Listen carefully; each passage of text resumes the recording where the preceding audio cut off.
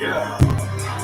Scared of who? Scared of what? Sex in the top bunk. Y'all got me fucked up. 2 chains on and it swing like nunchucks. Since that little shit that happened, nigga, I've been on one. Scared of who? Scared of what? Sex in the top bunk. Y'all got me fucked up. 2 chains on and they swing like nunchucks. Since that little shit that happened, nigga, I've been on one. Yeah, I got the plug like the Lakers. I get the white gold. If I die today, hey, bury me with my ice on. Hold on like a street light, baby, I'm ice cold. Last niggas see me, they both ran like a snotty nose. Up it, then break up with it, dump it and get it gone. It's on D. We just testing out some shit. On the phone, shorty want my sauce out the pan, baby just want the bone. I've been tripping sauce in the VVS. Sorry, 5, that's it. If it's beef, how welcome it all? I ain't bowling shit, fuck I look like Spirial. Both chains clanging, nuts hanging, I'm a dog. What's good, Mom Dookies? Ain't no more on my balls. The Queen. I walk in and talk it, you better listen. I'm just testing out my new light real quick. Listening to some of Monty's music. That shit that you talking, nigga, I did it. Cause I just caught them whoopers up. You know they get the bill and shit. If I got my jury on that, yeah, on me every trip. I ain't heard them yellow candies, I ain't heard a peep. I'm a dog off the leash, out of gelling on the street. Round of applause.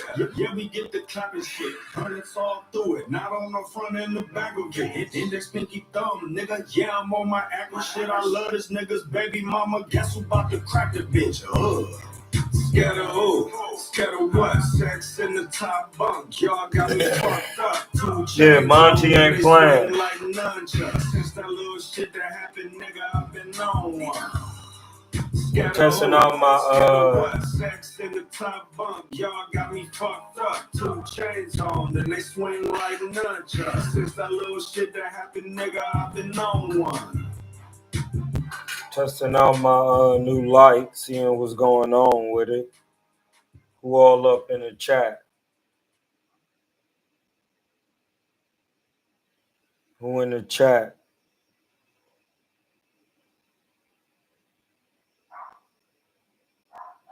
It was a good scrap.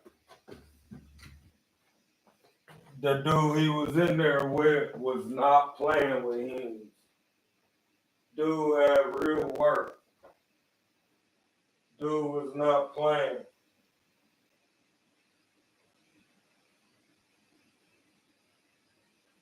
Dude was not playing.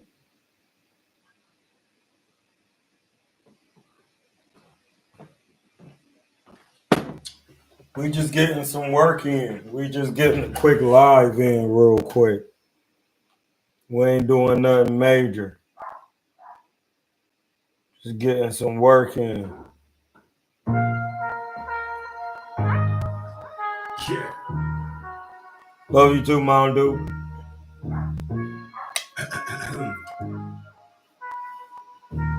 We got them new angles now. That's what we had to get them angles. You know what I'm saying? My pants pocket so heavy, had to call boot spray, come tow it. It's my dig and I run shit. You know, treadmill with a toilet.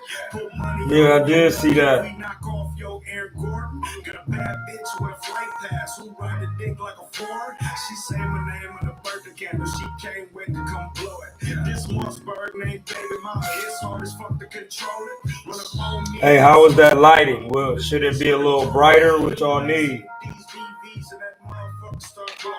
You niggas tricking on bitches, saying that these hoes feeling heroic. I ain't addressing no rumors.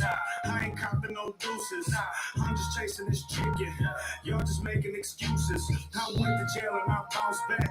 I ain't need no crutch. Hey, tell these hoes they should move on like 2 men in a truck. No ifs, ands, or buts. I'm pure raw, no. Should I brighten it up? Should I make it a little darker? Should I go right here with it? I need to be turned down to 20% though. That's 50. That's the white light. With a white / yellow Personally, this is my favorite at 50%.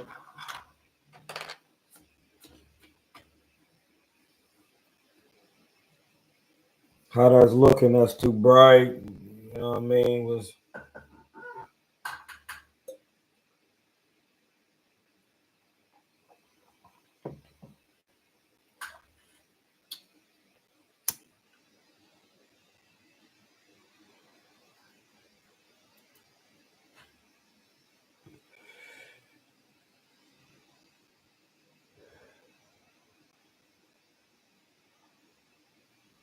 man, how that lighting looked though.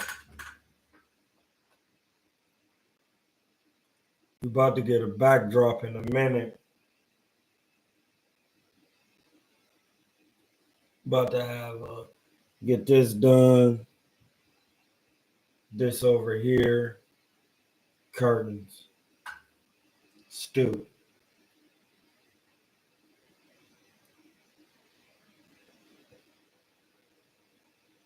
We're making some changes to the stew.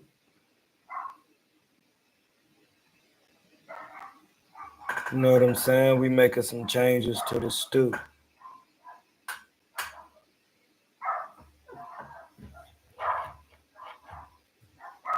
Definitely making some changes.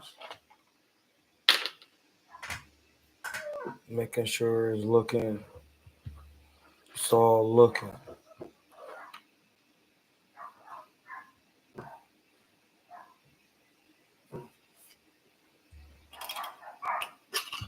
We just doing a test run, man. I had to get some better lighting in this joint. I ain't really had no lighting. It was too dark in the morning.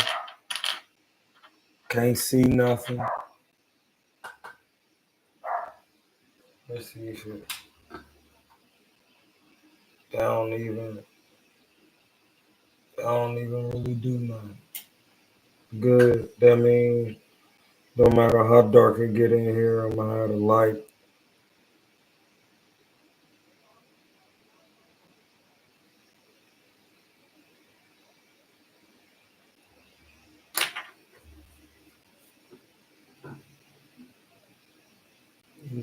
Yeah. Man, I seen them pressers.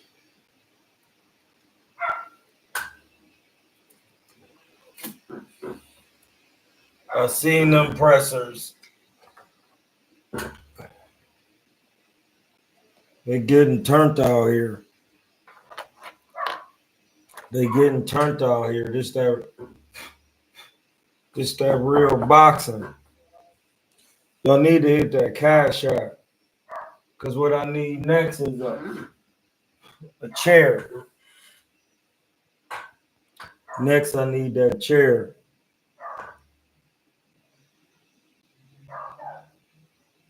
I'm about to be leaned back in the corner in that chair.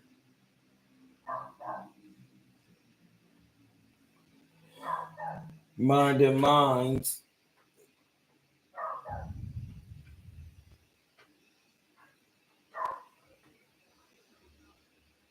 You know what I mean? So gotta make sure we have that light going.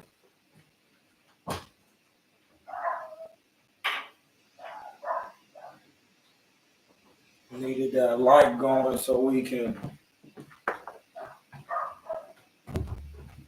get to getting some work with different cousins.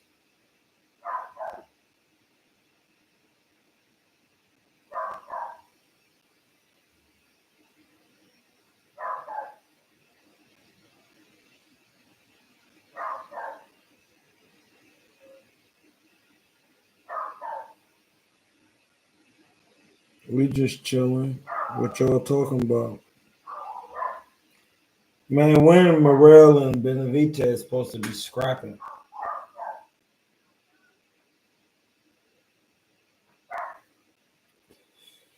That's gonna be some good work. I'm gonna need to see that. I'm gonna need to see that. That's gonna be some good work.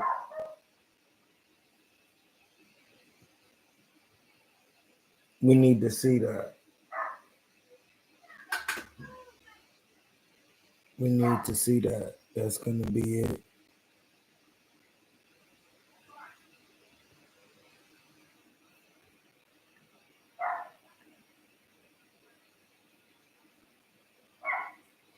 We just got in a sneak live real quick.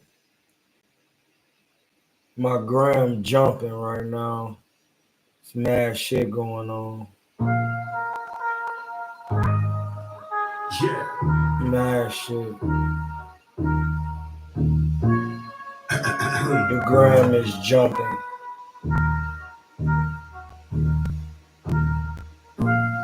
Yeah, them niggas mad and they know it. My pants That gram is going. It's my dig and I run shit. You know treadmill with a We're working right now. If we knock off your Air Gordon, got a bad bitch with flight pass who ride the dick like a Ford. She say my name. Oh, you want that Discord going? Hold on. This Mossberg named Baby Mama. It's hard as fuck. You want that Discord? Hold on. So, Hollis, when you start crying, I'm gonna beat you up, okay?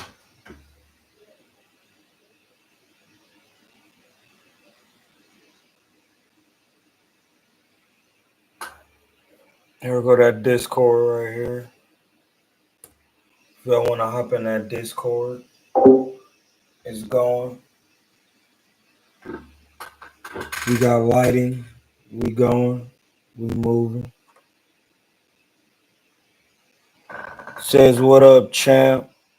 Mike Henry said, did you move out that old place you were living at that was giving you problems? Yeah. They was gonna force the eviction anyway. They was gonna force me not. This is the thing. They wanted to act like they didn't know what I was talking about due to the 1099s and OIDs I had, but there were people in the building afraid of me. So we had to move on. And plus, it's more lit where I'm at.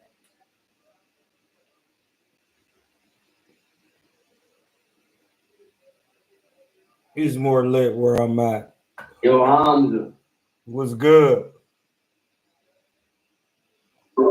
What's good? We in the building. What's good? What's good? What's good? Hey, yo, have you checked out the Wait, hold up. Is we in here talking boxing or we on some chill shit? Like what we in here talking? It's whatever, blood. Whatever, wherever y'all take it, that's where I'm gonna cook. That's the rules. Wherever we going, I gotta cook anything in the pot.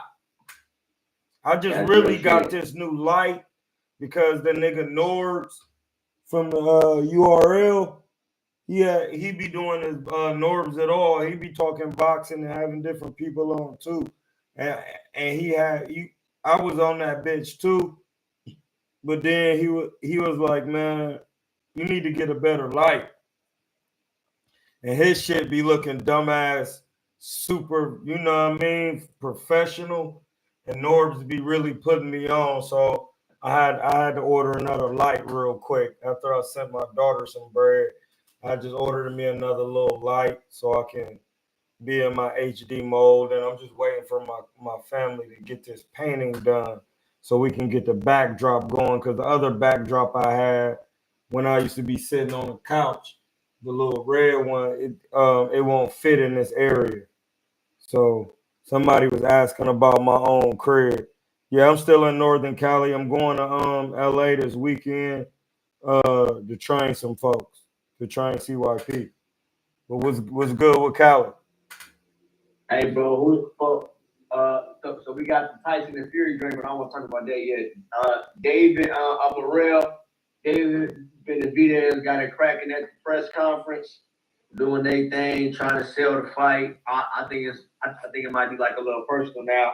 Who would you favor in that fight? Like, how do you like both guys' styles, and who would you favor in that fight, and then why? Technical boxing blood. Hey, First of all, Khaled, tell these niggas where you at, blood, cause you be the one keeping the John going for real, like asking, good questions. So get, shout yourself out or your grand wherever, tell them where you at. Bro, my name is Khaled Muhammad from Gary, Indiana. Yeah, bro, 32 years old. Are you from Gary? You crazy. Hell yeah. My nigga Inca was from Gary. Yeah, bro. I think his name was Inca. His name was Inca. I think it was Gary. But yeah. Who was Inca? Was he black? Yeah, he was black. He was black. He was black African, tall. He used to box. Okay. Shout out to him. Hell yeah. Yeah, bro. So I'm from the G, bro.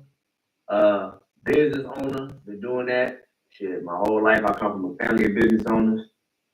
Shit, bro. It just, trying to live a righteous life, bro.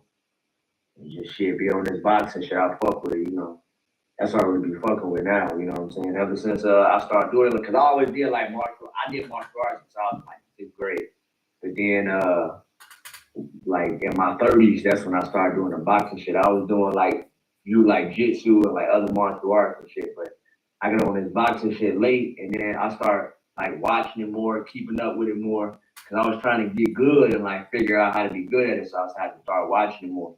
And now I'm heavily and like vested in just the art of it, the sport of it, like the business of it. It's just something that I'm passionate about when I'm not thinking about some spiritual things or like my company or like family or friends.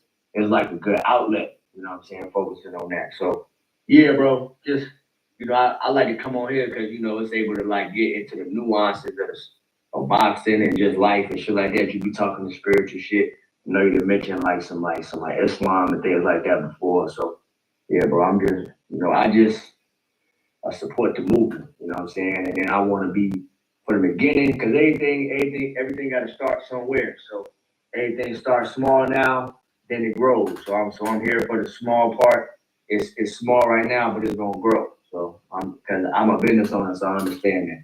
So yeah, bro. Yeah, bro. I appreciate the support. You always coming on. You one of the main supporters. I got mad niggas on the channel too though, but just for me moving around, boxing voice, ego, just I come on my own channel so I can, break down with anybody else. Help me get the information out because I read every day. So like when I read and meditate, I stumble on to like new enlightenment things like that people probably don't be thinking about or even trying to ascertain from the, as they say, etherical records or the Akashic records, which means ether. So that's why I'm always in them records. And every time you close your eyes, you in them records, no matter what you say, because in the books they call it kuku or kukui or kukiyu, which means complete darkness. And the same mathematics that apply to man apply to the universe. So one thing in the metal net there is it explains when you close your eyes, you're in the known universe. That's why you always do that when you're trying to think. So for me, always going in the universe, which is the dark matter, man, I always be coming out like, damn, that's crazy. Because when you read the Egyptian books, they talk about atoms and essence and all they little things that they talk about, the words they use describe atoms. And the atoms have their own world, even though you can't see it. You know what I mean? So like, which is the static world. You know what I'm saying? Static. That's what Nicola was talking about. But I appreciate it, bro. You from Gary.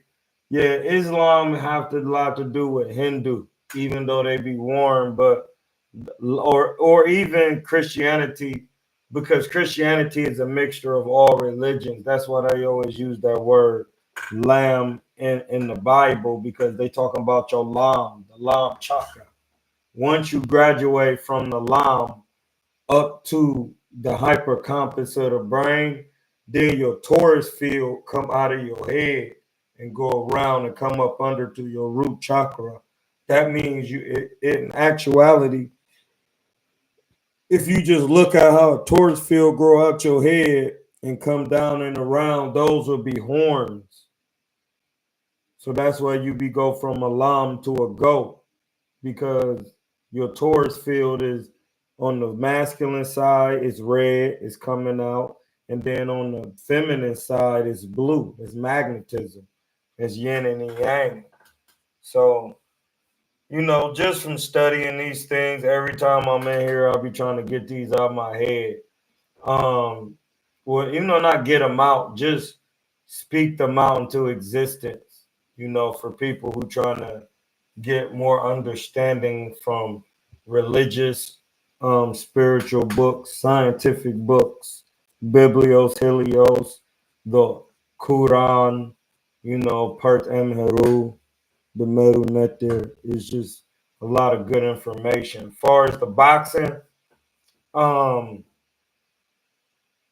David Benavidez and Morrell is a good fight. We getting back to the golden era slowly but surely. One thing I do see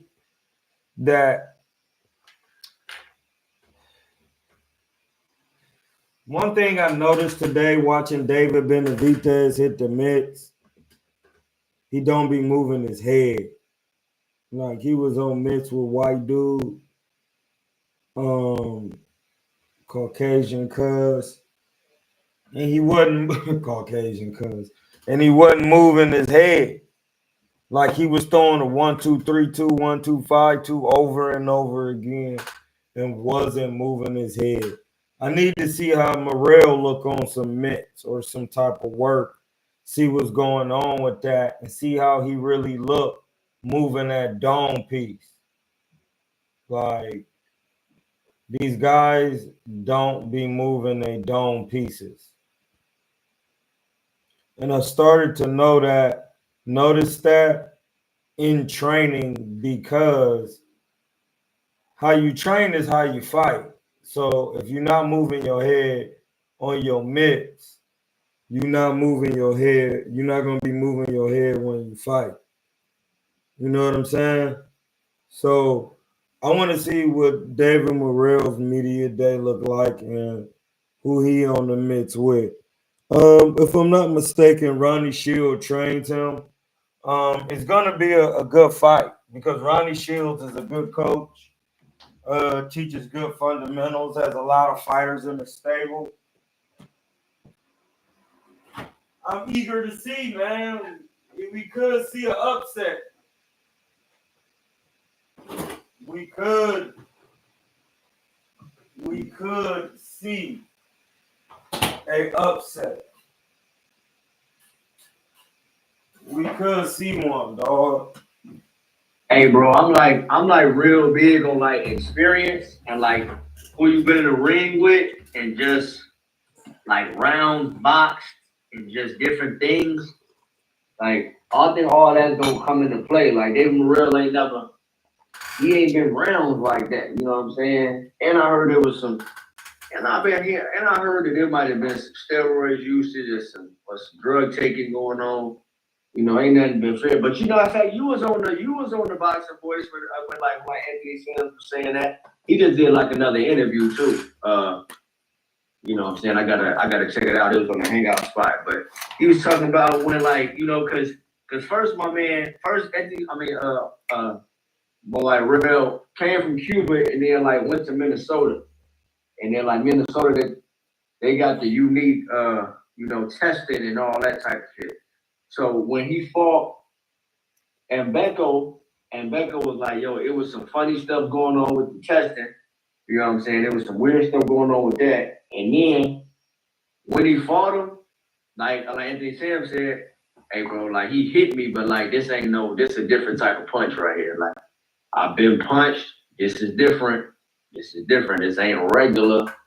You know what I'm saying? Dave Morrell didn't put dudes in comas and shit like that. You know what I'm saying? So that's just adding to the whole sequence of everything. However, but But my main point is, shit, like my man ain't really been in the ring, like bro, like David Benavidez hasn't had like super crazy, like he don't got a super crazy resume, but he's gone 12, he's gone rounds, like he's been there with like championship level guys. He's fought former champs, like I think all that shit do come into play, and I do see him working on the craft. From shit like I see him doing different things in previous fights. You know what I'm saying? Underrated. He not super. You like Fencer because I haven't seen him in the fights I've watched him. I haven't seen him slipping punches or like rolling punches. He normally walk down, stand in high guard, and like really try to catch shit. But I don't know, man. I don't really like. I think it's gonna look good for half, maybe 5 to 6 rounds. Then over that, where it's like, all right, I've David Benavidez may make some adjustments. You know what I'm saying? Just that volume, just that shit, and then just over 12 rounds. David Morrell, he ain't been dropped before. I think David, that might happen. I think David Benavidez might get dropped in this fight. I think some dudes might get dropped, but I've seen David get up though. David then like touched earth and then like got up before. You know what I'm saying? So I think just the adversity that like come with boxing, just the grit that come with it. It's like I understand dudes might got amateur backgrounds, dudes from Cuba and all that, so I'm not discounting that. But nah, bro, I think that experience that's gonna play a part. What do you think? Well, from being an experienced guy in there, I would say it is really gonna depend. Well, I know one thing. David Benavidez is in shape. He always pretty much comes in shape to throw punches and flurries of punches and hard punches for a full 12. Like you said, that is the part where I want to see how David Morrell holds up with the attrition in the fight because it could go in the late rounds. You know, this is the championship level, you know, the elite level. And like you said, he do got experience, but it's one thing I understand, like I've started to understand with boxing.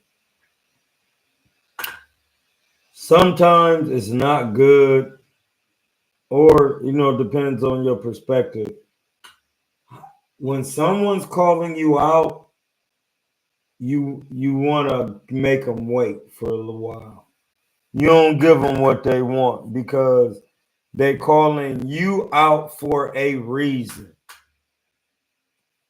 You see what I'm saying? Like they're calling specifically your name. Like they might have been watching you for a while. It could be anything.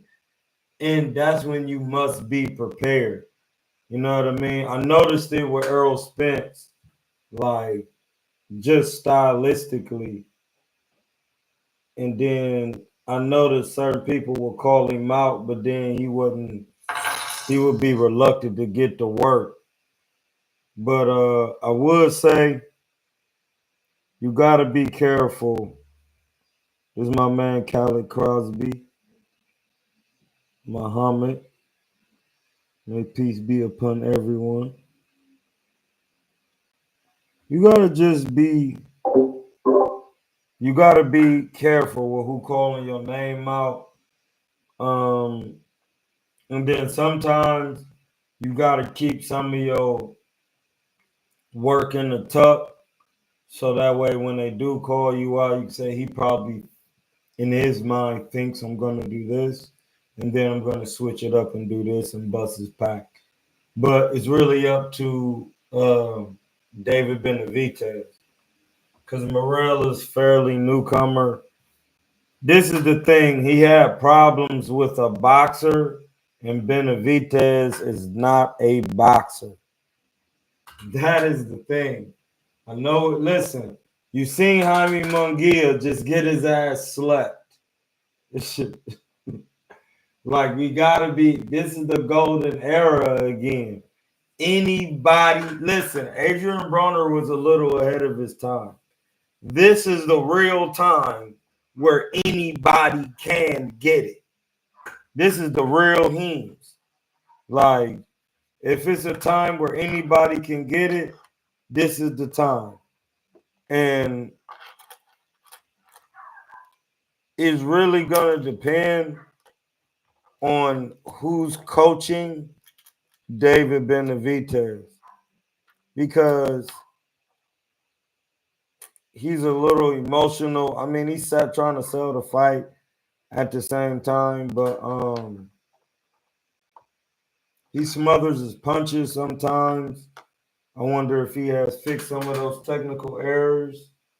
Like those things, even though, yes, he does. I'm not disputing he has the experience, but the smothering of the punches, like he can't be doing that. That's gonna be a problem. Than getting hit with some right hands, because the right hand, the way David Morrell is more used to fighting southpaws than Benavidez is. David Morrell is more used to fighting right-handers than Benavidez is used to fighting southpaws. That's a fact. That's a fact. Yeah, that's real shit. I'm with you on that. I'm with you on that shit. That makes sense. We is in that era for sure where, like, you know, motherfuckers will get their shit split. All right, that's fair. So who do you favorite in? Who you picking before we move on? Who you picking in the fight?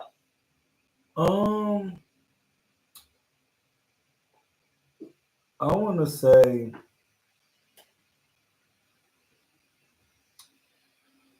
man, I want to say either like I'm gonna have to look at some more footage of David Morrell. Okay. I'm gonna have to really. When do they scrap? February 1st or something like that. February. Oh, it's still plenty. It's still plenty of time. I'm gonna have to really check out some more David Morrell as time go on and see what he looking like in there, because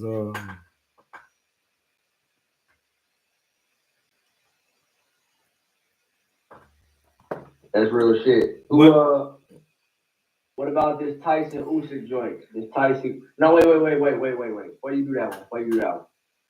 Boachuk, Ishmael Davis.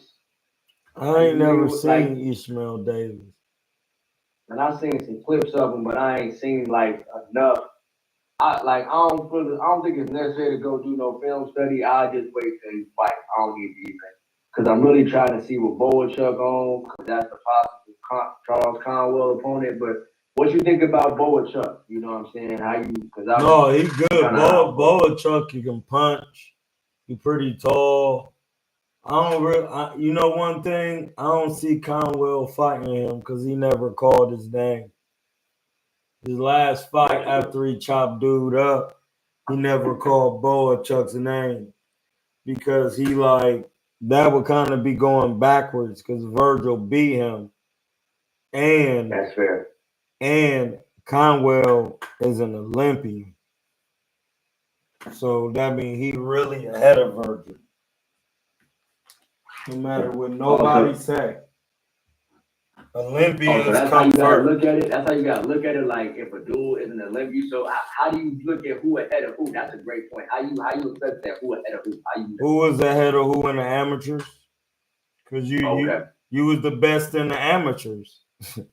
That's why when people be like, put it like this, I noticed that the new era guys, what they do is they skip the men's division in the amateurs, and then they turn pro early, and then they end up winning titles, and then the guys who be in the amateurs, they be getting to the pros late, like the Hitchens and them guys. They get to the pros a little later, so then they be kind of playing catch up. But that means because then these guys and got belts and did some stuff. That's what Devin pulled for real, and a couple other guys. But when you come out of the Olympics, you touted to be the best off rip. You was the best in the amateurs. Like Floyd, De La Hoya, all them guys come out of the Olympics. They get first dibs unless, well, it depends on who you with. You know what I mean? What promoter you with. Top Rank gonna match you to become a champ. To become a champion and be a better fighter. They have a system.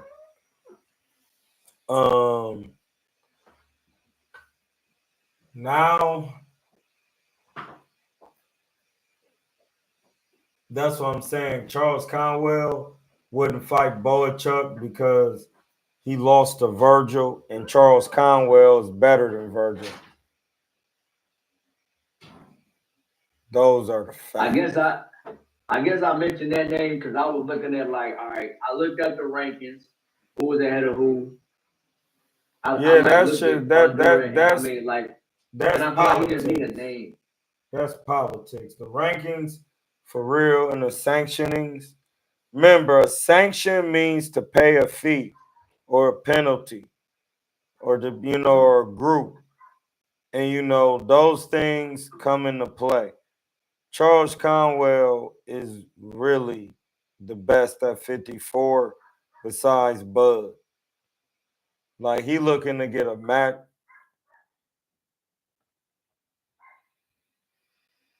He looking to get a Madrimov scrap or something like that. Like Charles Conwell. You know what I mean? Because he was an Olympian. He did a lot of his work on the front end. I got you. That's fair.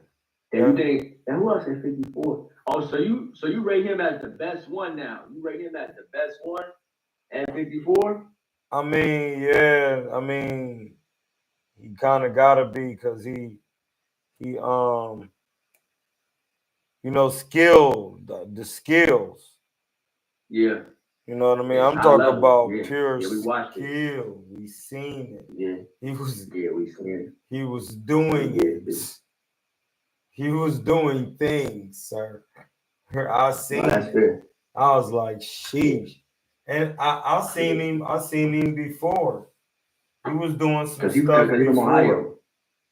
Yeah, just before on TV, period. Oh, okay. But I always seen like how he was just, and then I heard some of his training methods, and I'm like, and then the last one when I seen how his defense has developed and he's gotten comfortable, that's when I was like, oh yeah, it's gonna be hard for anybody to beat him because he knows how to fight you in his style. You know what I mean? Carlo. No, I'm with you. I agree with you. Carlo, if he come back and coming down from the weight, do you think Charlo is a formidable opponent based upon the skill set? Yeah. That'll be a good fight because it's a stylistically a clash because Charlo gonna be boxing him off the back foot, and he been in there with Canelo. So you know what I'm saying? Like, and he didn't have time off. I ain't shouldn't be nothing about no weight. That nigga got bread. He should have a nutritionist.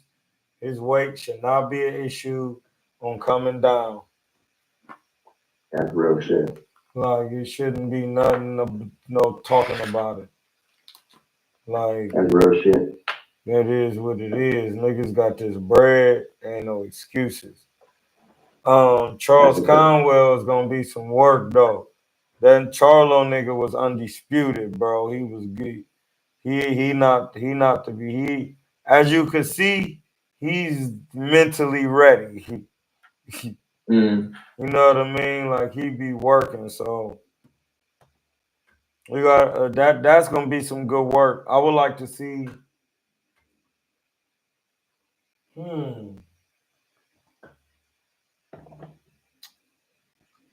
Who else is at 54? Xander Zayas at Top Rank. Fondora, the motherfucker that beat the shit out of Tim Zoo, the Muslim brother. The Muslim brothers, all they do is pray and beat the shit out of me. And yeah, that's all they do. Pray and beat the shit out of them. That's all they do. He over there, Jesus Ramos, Jonathan Rosario, Majamal Virgil, Boa Chuck. How old is Cuz? Which one, Conwell? Yeah, 27. He between 26 and 28, somewhere around there. Yeah, so he got halted for a second. He was having some promotional. He was Golden Boy now. Yeah. All he got to do is ride the wave. Then he was Golden Boy. See Oscar know what to do with an Olympian, and now dude skill set is crazy good. Mm-hmm. He all he got to do is ride the Golden Boy wave. He'll be all right. He just got to chill, ride the wave, relax. You know what I mean? Like, don't try to overdo nothing. Just. Hey, Bernard fucking with him too. Yeah, dude could really box. So, like, all he got to do is just wait it out. Mm-hmm. Don't try to be in no rush. That's where some of these guys be making mistakes. They be in a rush. And it's just really just let it. Don't try to make it happen. Let it happen. That's what I started to notice with certain things. You just gotta let them happen. Like anything, don't try to force it. Once you've done all you could do, fall back. And if you pay attention to what's going on in the atmosphere on all levels, from your phone, anything you see on TV, you'll get your answers. So you really just got to take your time.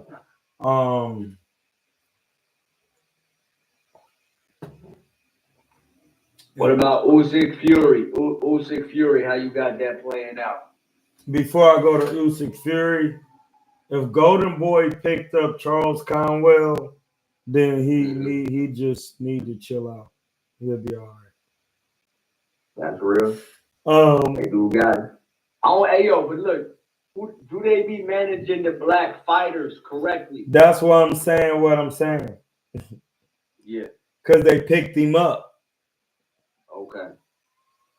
That's exactly what I'm saying, man. Because they picked him. Right? So evidently they have a plan for Cuz. Hopefully. Yeah, he just got to wait it out. Remember, the golden era, it was all about, African fighters. Whether they was in America or Africa, it was all about African Americans. And then you had one Panamanian who was an African American from another perspective. Oh, really Asiatics, but because they come from the Bering Strait. But Roberto Duran looked pretty indigenous. You got to really see like the facts that when somebody like Golden Boy acquires you as an asset, then yeah, they're gonna do, because that's why I said Oscar know what to do with Olympians. He ain't just get any black fighter. He got an Olympian. So he know that the pedigree was there from the amateurs. It's like betting on any Elon Musk stock. Not betting. Or betting. Calling an option, a put, or even investing in it long term. Whether you swing trading, whatever. Buying equity, stock. It is what it is. Dude know what he's doing. Oscar. He's been doing it for a long time. I will have to give him his piece. He'll go. I don't have no Oscar slander over here. Watching him scrap, I have no Oscar slander. And I will never, I don't care what he did. When it comes to boxing, I ain't gonna let nobody slander Oscar's name. He really got work. And he know what he doing for real. That's a fact. He fought everybody. He fought everybody. Yeah, he and when he acquired you as a coach, he really implemented your training styles and pull moves. Like he really did. But Usyk and Fury, I'm really gonna go with Fury. He not gonna lose no rematch.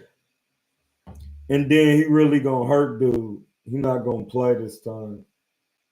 He seen how last time he played and lost undisputed, and that was his chance to go down in history with the real legacy.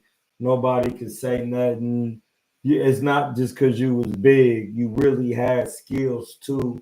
You had a trilogy with Deontay Wilder that will go down in the books. You was vulnerable. He was vulnerable. He's been dropped by other fighters. You know what I mean? I just seen something why he said he got dropped by Steve Cunningham. He said because he was quick and fast. Like he was a little fast. He was moving a lot. And I was like, oh yeah, that does give him problems. So then it made me think about Usyk. Like, oh snap. So then he said what he did in that fight was he came straight at him, and he said he was hitting him, but he he eventually wore him down with his weight and putting his weight on him. You're like, and see, this is what he boxed Fury, and moved. He could have boxed him clean a whole 12, but playing around like he did with Deontay Wilder, not knowing when it's hot. Because he hot himself, Paul. But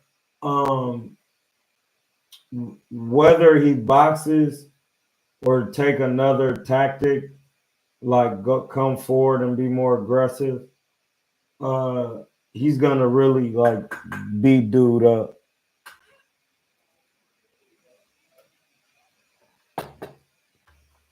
I have no doubt that he's not about to play this time because he really lost that undisputed. And he made a mistake with that one. He shouldn't have did that. That's why you just gotta wait till it's over to do all your plan, dog. And then they stripped him, and then now he gotta go and do more work to be undisputed. If he choose to do it, he gotta go to Daniel Dubois. So it's like, and that's gonna be some hard work because Dubois can work. So, he got to get serious, and he's going to be serious. And I think he really going to punish dude. No, I know he is because he made a mistake playing. So he's like, man, I'm not going to play this time. I'm going to be serious. And he already sent dude to the hospital in a win. Mm-hmm. You know what I mean? So I'm not as huge on the heavyweights. This generation of heavyweights, like when I go back and watch the old, like like Vander Holyfield, one of my favorite fighters, right? So I was watching a lot of his fights from the beginning, like nigga cruiserweight fights when he was fighting nigga Burt Cooper, George Foreman. I watched a lot of his scrap. Like Riddick Bowe, watched all those joints. So I like the like old school heavyweight because I felt the skill level was just different. Like the heavyweights now be too sloppy. Like, it's like, bro, my niggas in here just welling. I understand that the heavyweight division is different and you got to fight different up there for sure because it's the heavyweights. no, even back in the night, you don't. Your skill is skill. Yes, Tyson Fury, he got skill.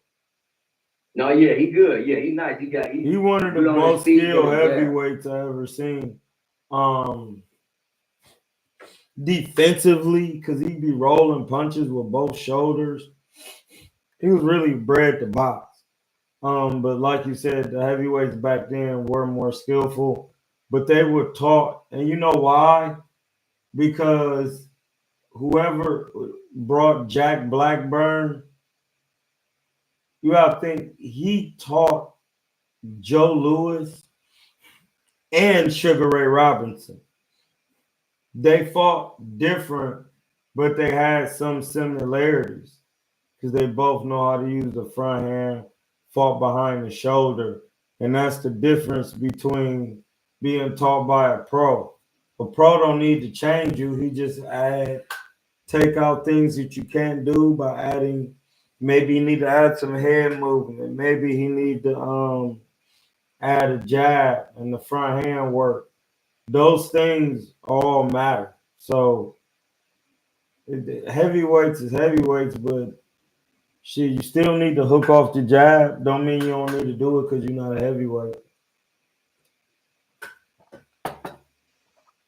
It's just I noticed Tyson Fury has a lot of those skills already. Usyk is skilled too. Usyk got some skills. He definitely was willing to work to come forward, but then he was still going backwards in spots, taking a lot of punishment to the body from Tyson Fury. But if when they fight again, I'm sure if he watched that tape, which any intelligent, halfway intelligent boxer would, they would watch they tape and they have a lot of the same things they can capitalize on due to just the height of Tyson Fury and how big he is and how skillful he is. You know what I'm saying? Like he really know how to use his attributes on top of his boxing ability. Yeah, I expect him to come forward, you know what I'm saying, like just like to apply the pressure. You know what I'm saying? So yeah, I'm with you on that, bro. I'm with you on that shit. Hey yo, who was your favorite heavyweight from the '90s era? Like, who was you fucking with heavy? Heavyweight, of course, Michael Dokes. Yes. See, that's another great fight with him and Evander. That was a crazy fight, and Dokes was crazy. Boy, he took the loss his hand. He had one of the fastest hands in heavyweight, bro. He was nice, bro. I'm saying it was nice. I grew up with his nephews, like that's what's up. Like Carl Dokes and Charles Dokes, and Brittany Dokes. Michael Moore had good skills. George Foreman was nice. It's a lot of heavyweights. Like even Cooney was nice, blood. He'll beat your ass. I seen him beat some ass in there. Like Riddick Bowe, of course, Evander, Muhammad, Lennox, Larry, the old school Rocky Marciano. Like, listen, he will beat your ass. You got to be in shape to deal with Rocky Marciano, bro. You got to have defense and you got to be in great. Listen, it don't matter who. He will always have been a hard fight because he was in shape. He could take a shot. He gonna get up, and he was had science in his style. Joe Frazier is one of my all-time favorite great heavyweights and fighters of all time. Like besides like Floyd, like Joe Frazier is one of my favorite fighters. Man, he just so good, bro, in his style.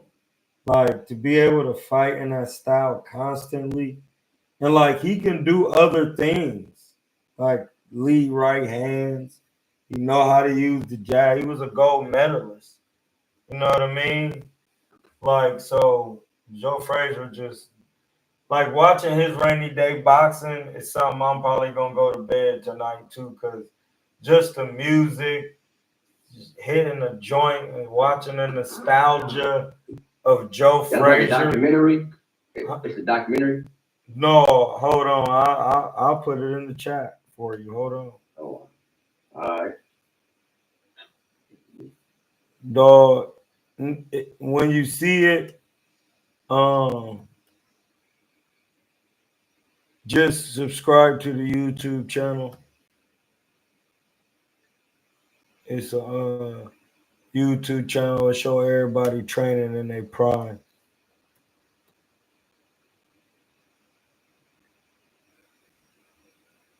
Hey, I copped them boxing gloves today too. Them bag gloves. I copped them wraps in them gloves too.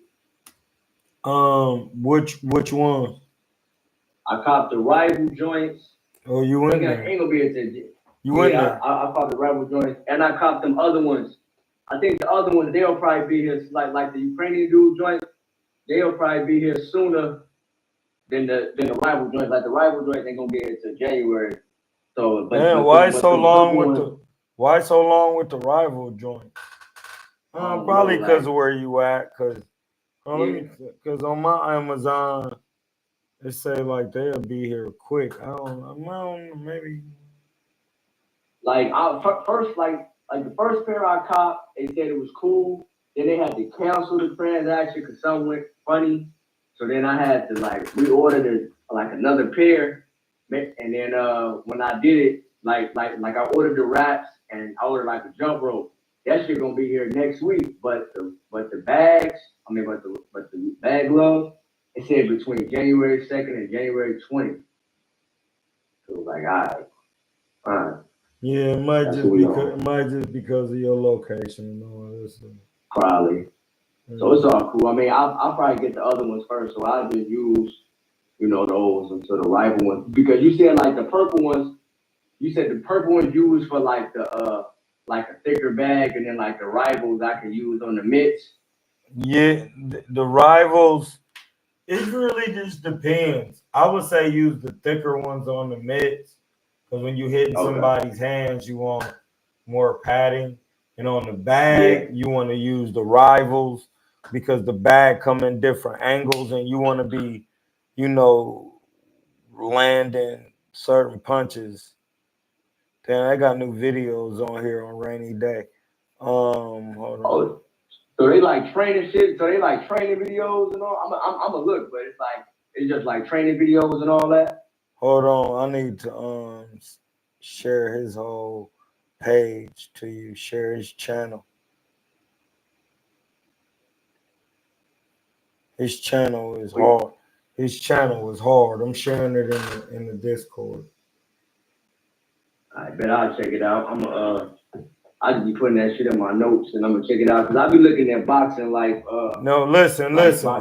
Watch if you watch any boxing, and I ain't mean to cut you off, but when I say this shit is important, watch rainy day boxing, bro. Single-handedly some of the most important boxing footage.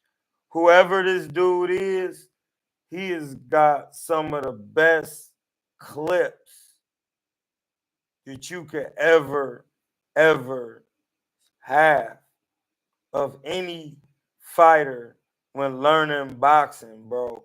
Like, you gonna see when you go on his page, then he got like a whole bunch of training montages of all the greats training in their prime. It's a like rare training footage. That's what I'm looking for now. I'm about to. Oh, here go to Joe Frazier. I'm about to share the Joe Frazier one to you right now. So do you pull from like what you see from those type of videos? Do you add that to like the training that you want to do? Like, how do you pull what you feel like guys need to work on? Are you constantly? Because I know you a student of the shit. So are you adding? Are you using that like that type of footage and this type? Oh of yes. Every footage I see, I'm watching what they did in training to be the best. Like watching, see, this is the thing. It's different watching tactics in a fight. You know that already teach you how to train. You know what I mean? The real secret is watching the fighter train. Like that's when I realized how good someone really was. When you watch Roberto Duran's rare boxing training footage on that rainy day boxing, bro, it's gonna blow your mind. It's gonna be you're gonna be like, oh my god, I see why his athleticism. You talking about athleticism, my guy? That man was so agile, bro, and fast and explosive. His jump rope routine was crazy bars. Like he'll be squatted, low jump roping, jumping up in the air off his feet. Oh man, you got to see the shit. It's not gonna look. You gonna be like, oh my god, how is he getting so high, still squatting? It's like doing triple unders. But I saw a clip of it on Instagram and I couldn't find it again, but I know what you're talking about. Yeah, it's on rainy day. It's on rainy day, buddy. And when you go on there, when you will see, just go to their playlist on rainy day, and then just be watching all the greats training their prime. Yeah, I'm gonna check that out. Listen, Ali's is the longest, and besides Joe Frazier, Sugar Ray Leonard, Floyd Mayweather's is just seeing Floyd Mayweather in the zone by far gets me hyped. Just watching him in the zone behind the dressing room with Rafael Garcia standing behind him and he warming up before a fight and he's slipping left to right. Blood, the shit is bananas, bro. Like just watching it, like it just make you want to train. Like, and then when I'm watching, I'm just like watching everything they do, like, cause it's like real candid, intimate footage. Evander Holyfield got a good one, man, but Muhammad Ali's is long. It's like 6 minutes. And when I say I see why he the best, listen, my nigga, he was sparring without the headgear, with the headgear. Like, he was dope. You talking about real dope? I'm talking about Cookies. When it first came out, like 2013, 14, 15. Cookies. He is dope. Like, you got to watch Muhammad on there too. Just watching him like float around the ring and adapting the style of Sugar Ray Robinson. Like, and then watching Sugar Ray Robinson fight and realizing why he's the GOAT, because that was just his style, floating on his toes like that. And I watched a documentary the other day, and this is because Sugar Ray Robinson was, I want to say from Georgia, then he moved to Detroit, then he moved to New York, and then he started taking up tap dance, and he was living in Harlem. And then that's when he started boxing in New York. And then that's why his feet was so crazy. And that's why he used to be floating around like that. Like, cause he really, I watched it the other day, and it was talking about how Sugar Ray Robinson trained. It was a documentary about his training regimen. Listen, my nigga, these niggas was in the bed at 9:30. Sugar Ray Robinson was in the bed at 9:30, up, ran 4 miles, came home, breakfast, rest, got up, sparred, or when he sparred, then he did his bag work, floor work. Then when he didn't spar, he was on bag work, floor work, jump rope. You know what I mean? Like, dog, the nigga used to, that's why he was so nasty with the jump rope. He could tap dance. Like, I really watched the documentary because I used to be wondering why is he so nasty on this jump rope? Like he kind of like dancing with the bitch, like he tapping. Because I danced before, and I'm looking, I'm like, oh no, that's why. And when he was trained by Jack Blackburn just basically taught him, you know, what everybody learns, hooking off the jab, all of that. You just do it in your style, though. What's the main purpose for like jump roping? Like, what is that? Man, listen, my nigga. When you watch Rainy Day, you will see we are late night cooking with KuernoDeChivo. Real quick, my bad, Khaled. We are late night cooking with KuernoDeChivo. This is a tester. And I'm going to change the title. It's really about old school boxing and the attributes and the golden era of old school boxing from the perspective of Rainy Day Boxing, which captures all the observable facts and the objective knowledge and wisdom of the boxing in the golden era. Jump roping is good and it's more beneficial to boxing because it's bounding. And bounding is good. I researched this and read it, and then later on I seen a short lecture on Instagram explaining it. When you bound by jumping, it's a plyometric. You burn the most calories. It's a high intensity cardio. Your calves absorb the majority of the impact, which is better on the knees. And when you're in the air, your core has to stabilize your body so that you land on your feet. And it's a full body workout because you're turning, working your forearms, your shoulders, your lats. Everything gets a movement.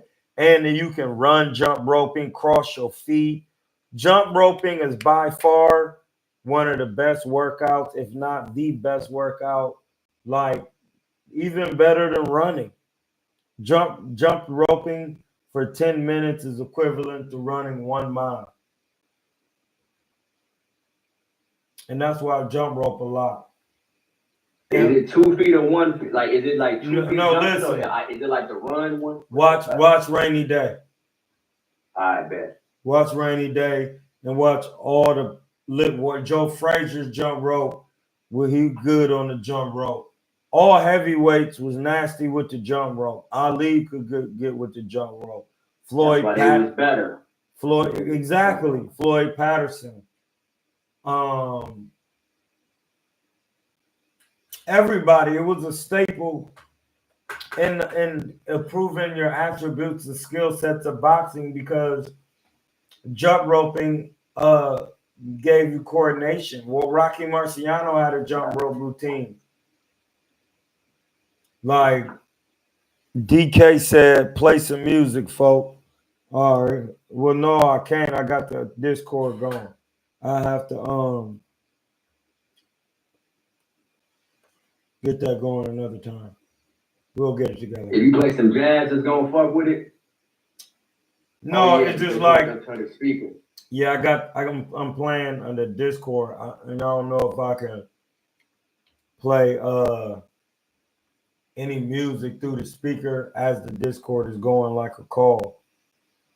That's real shit. You fuck with jazz real quick. Side note, you fuck with jazz, heavy? Yeah, but I don't listen to it in that manner, but I would. I don't have no objections. Oh yeah. So that's my tip. But go ahead though with the training day shit. But okay. So basically, if you want to develop your style and footwork, you will put on jazz and jump rope to the rhythm. To the rhythm, the highs and lows, however the song moving. That's how I create rhythm in boxing. I put on rap.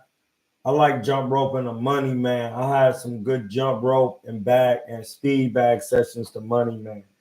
Who else? It just depends. Gunna, because the way he rap and then his beats and melodic.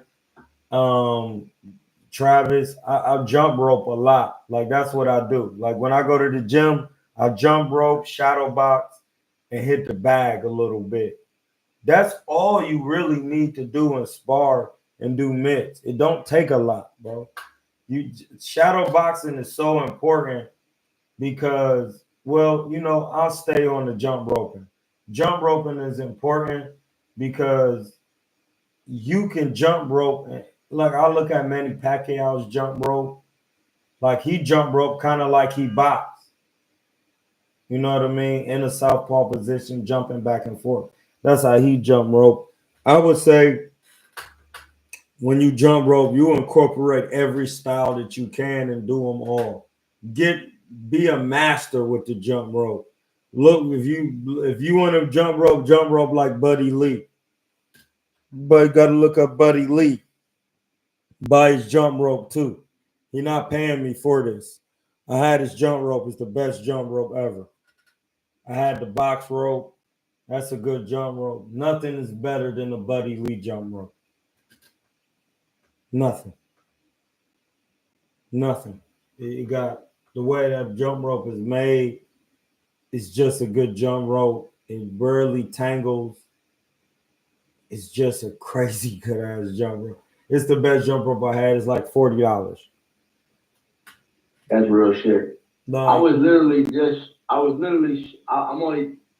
so I got you in the jump rope. Buddy Lee.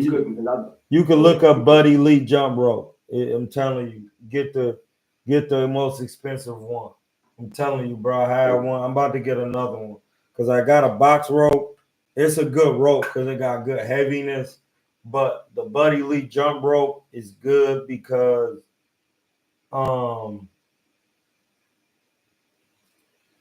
it's the weight of it itself. The thing is, you can always, it's just basically a PVC piping. So like you could just actually use the box, you can actually use the box rope, PVC piping, and a Buddy Lee handle. And then your jump rope would be crazy because it's not gonna tangle the way the handles is on the Buddy Lee jump rope. They don't tangle. You know what I mean? So yeah. go ahead. I was shadow boxing last night. You about to bring that you in the shot. I was literally because you was talking about what you do with your fighter. I forgot my man's name, but anybody. I really any dude you was fucking with, right? So I literally went through defense, like just worked on defense for like 12 minutes, and then just started adding different shit. I got like a little list of notes that I go through like per round and shit like that. Like don't work on this for this round and shit. But you was about to explain like the importance of shadow boxing and like what it allows you to do. Like explain that. Cause I value it. Like that's what I'm at. Shadow boxing. Gym, I try shadow. Oh, okay. I got you, champ. Shadow boxing is very important because shout out to 5 in the chat and 5 likes. That's 10. Listen, do not endure works of the earth. You are the master through the work. No, from heaven you come from, and from heaven you will return. Do not seek to endure works of the earth. You are the master of the earth through your likeness with God. This is the thing with shadow boxing. When you first start boxing, you should take your time shadow boxing like Andre Ward and really master the technique of the punching and the slips and learning how to really step with all your punches and slips, taking your time. Listen, if you master that, hitting the mitt and every punch you deliver will be sharp, crisp, will hurt someone, will be technically sound.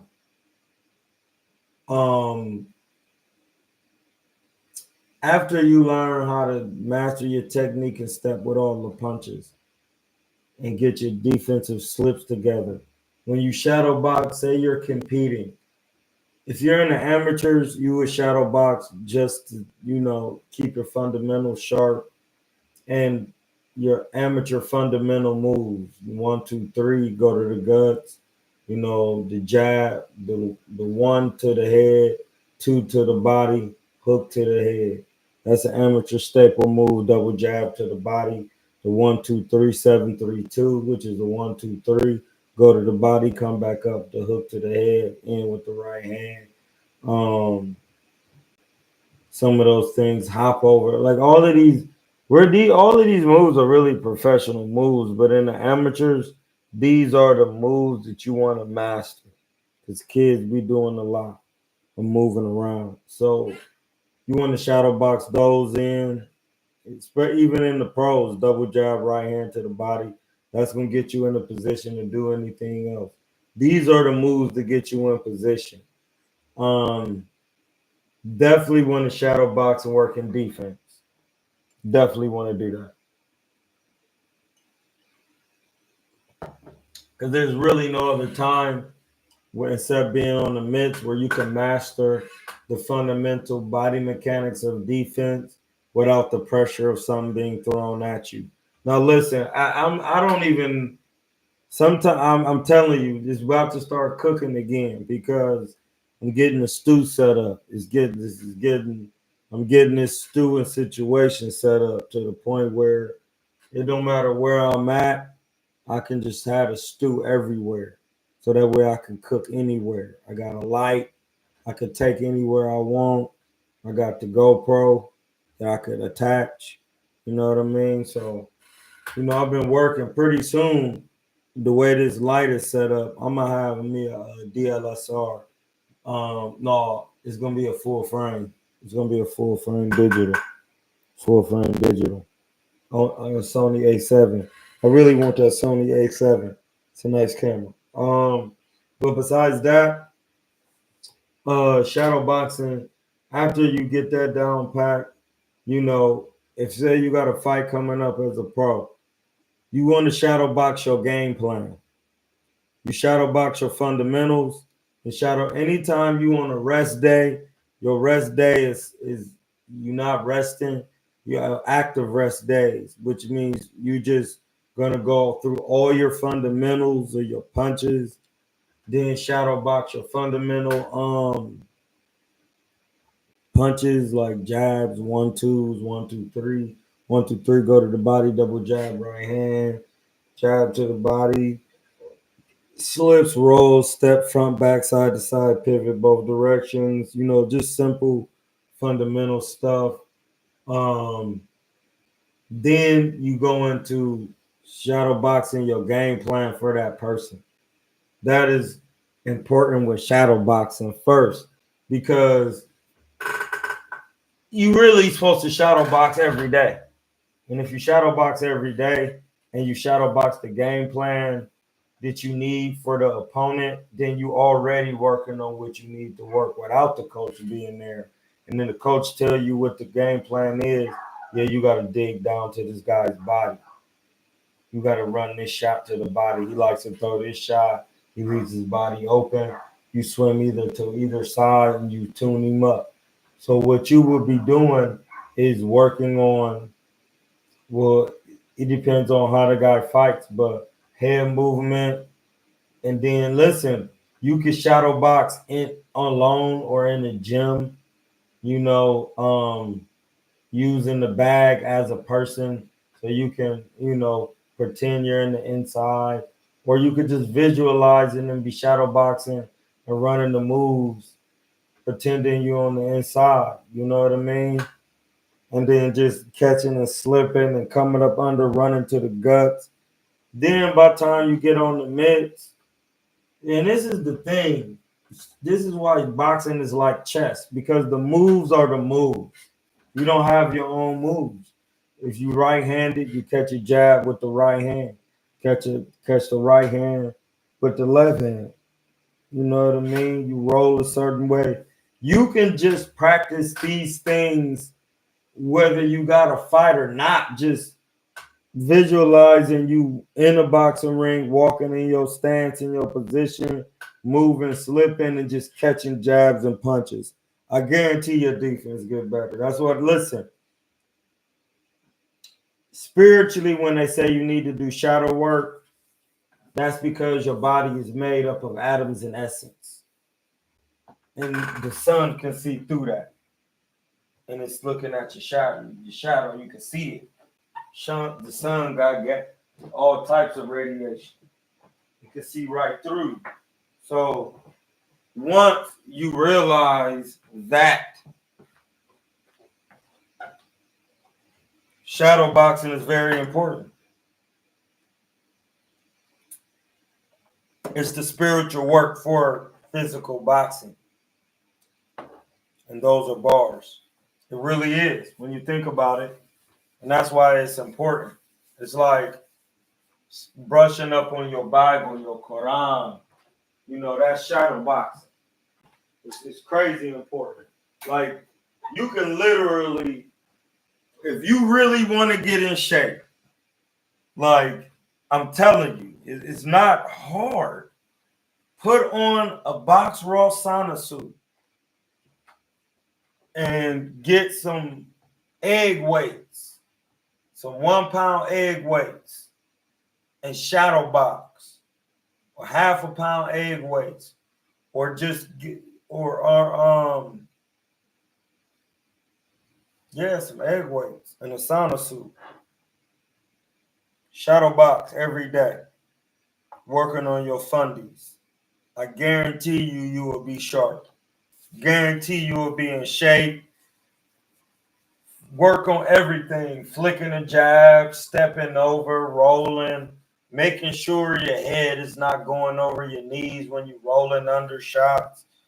You do that every day. By the time you get on the mitts, I know it's true because I have all my fighters shadow box when they not around me for 12 minutes straight.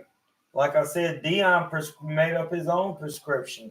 He ride the bike for an hour and then shadow box for 12 minutes straight with his egg weights, hard, pause, stepping with his punches, a lot of jabs.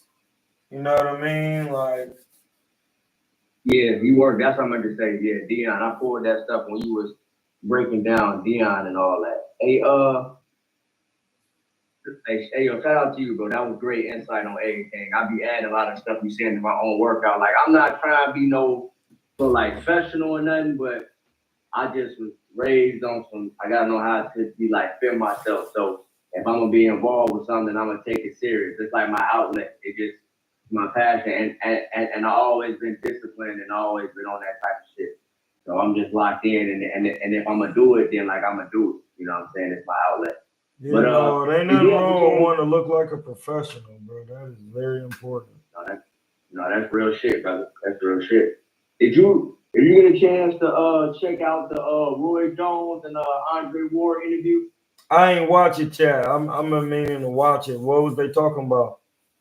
Man, that was a great interview, bro. It was really giving insight on like Roy Jones' story and all that, and you know how he came up in the amateurs, how he got robbed, you know, as a gold medalist, and like the gold medal games and all that. I think the interesting part, well, it was a lot of interesting parts, but one of the more interesting parts was how all the fighters, all the great fighters go through, no matter what the media is or what it is. Maybe it's the black fighters. Maybe it's black fighters that I don't keep up with the Mexican fight. Because Canelo get scrutinized too. But once you get to be a certain level, if you're not just fighting hard fight or just who people think you should be fighting, you're gonna get scrutinized. And it's that's most you can't expect me to fight hard fight after, bro. Roy Jones was like, he beat James Stoney, he beat Bernard, he got disqualified, he came back and stopped the nigga Montel Griffin or something like that. I was watching the clip of him with James Stoney. Yeah. But once he got to a certain level, they was just scrutinizing this shit, man. And then like last point, I'm gonna let you cook. I think that Roy Jones going from 154 to heavyweight, that's real pound for pound shit, bro. Like Manny Pacquiao walking up the weight class is great. A lot of dudes off, but Roy Jones doing that is kind of nuts. Anytime you can go from, that's basically on some Sugar Ray Robinson, because he went from like 130 to light heavyweight. You know what I mean? Like, that's 40 pounds right there. Roy Jones going from 154 to 200 is 50 pounds. Like, anything, wherever he weighed in at, that's a lot of weight. So like, yeah, that's crazy. And then coming back down, James Toney started at 160, I think, though. I don't think he started at 154, if I'm not mistaken, but he might have. But he went to heavyweight too, though. But Right, he did. He did do that. You're right, he did do that. But hey, look, allegedly James might have took some roids, allegedly, but everybody was taking roids though. So it just, but even if he especially back was, then. it had nothing to do with him getting taking punches from Samuel Peters. Like, I don't care what roid you was on, that just don't prepare you for that.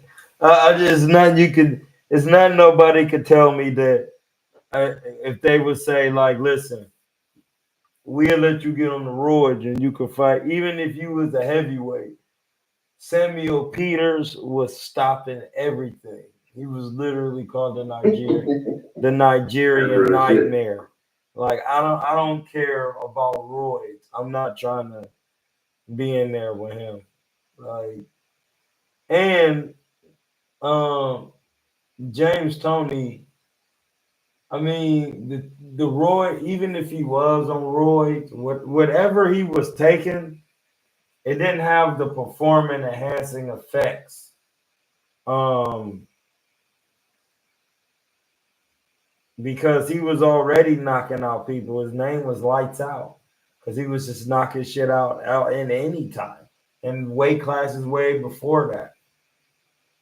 You know what I mean? Like, and roids don't help your defense. And that's what I'm saying. His defense against Samuel Peters, he was hurt a couple times and still was in there trying to swag. Like, he a nutbag for that.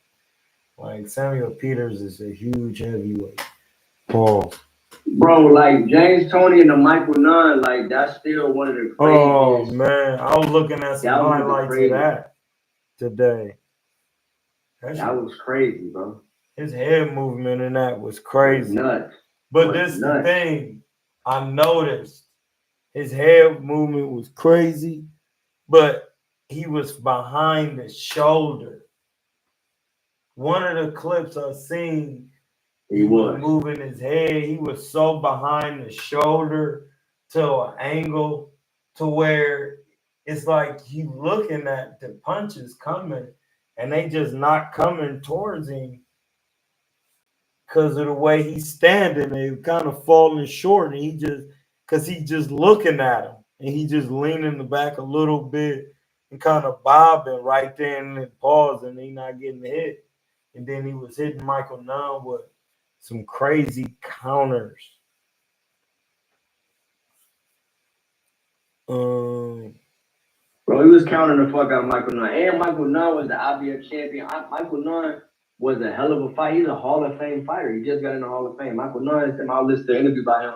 Michael Nunn was on some street shit, like got caught up, had to go do some time and shit like that. You know what I'm saying? So like shout out to my man Michael Nunn. oh You know yeah, what I'm I saying? think I Great fighter, did see. IBF champion. I But yeah, did think I bro. see he did get caught up and had to do some time. He had came back and scrapped. Yeah, he had to go sit down for a little bit. Shout out Michael Nunn. Hey yo, like the boxing stories. See now we just could every time I think I'm about talking about shit, I just give off some other shit. But look, hey yo, when they say boxing is like a 4-man sport, it's interesting because the poor people don't have the same opportunities, and we don't have the same information, same resources, and just knowledge on how to handle things. So you'll look at a guy like Riddick Bowe. They said, Riddick Bowe weight fluctuated. He didn't have the focus and things like that, right? I remember on that second fight, and side note, when the heavyweights used to walk out in the 90s, they had 90,000 people with them. and they be in the swaggiest shit. It was crazy. They coming out from there in stadiums. They're coming out. Shit was nuts. Shit was incredible to look at that shit. But he getting a $80 million house built or whatever you got. Like what? Wild stuff. Like what? Like what were you thinking? Bro, movie theater in the crib, all this, like he made an excess of $80 million over his career, maybe more than that. That's some of the numbers that's floating around, right? But then because of just lack of knowledge, lack of understanding, lack of whatever, a like accountability, people around him, whatever the words you want to use and all these things, he ended up being a bus driver, had to go sit down, thought that his manager was stealing from him, but he was like, no, maybe that was true, maybe it wasn't. A lot of that was going on. But it's just interesting, bro. You'll find so many stories of dudes like just getting money and losing it, or getting it stolen from, or having to go do time, or getting caught off on this car. It's not all the stories, but you can find that circulating. And I think that stimulates from that idea of the poor man's, it's a poor man's sport. So poor people, unfortunately, we lack the knowledge on certain things. And that's why, and listen, and that's exactly why they be poor, because they're poor in spirit. And knowledge is power, and knowledge is mental. Knowledge is metaphysical. It's food for thought. It's a real definition in the Webster's dictionary, Oxford Webster's type John. Food is also for thought, and it's for body. You know what I mean? So it's like you got to really have knowledge, because that is the power to drive, and you got to be calm. A lot of people don't understand that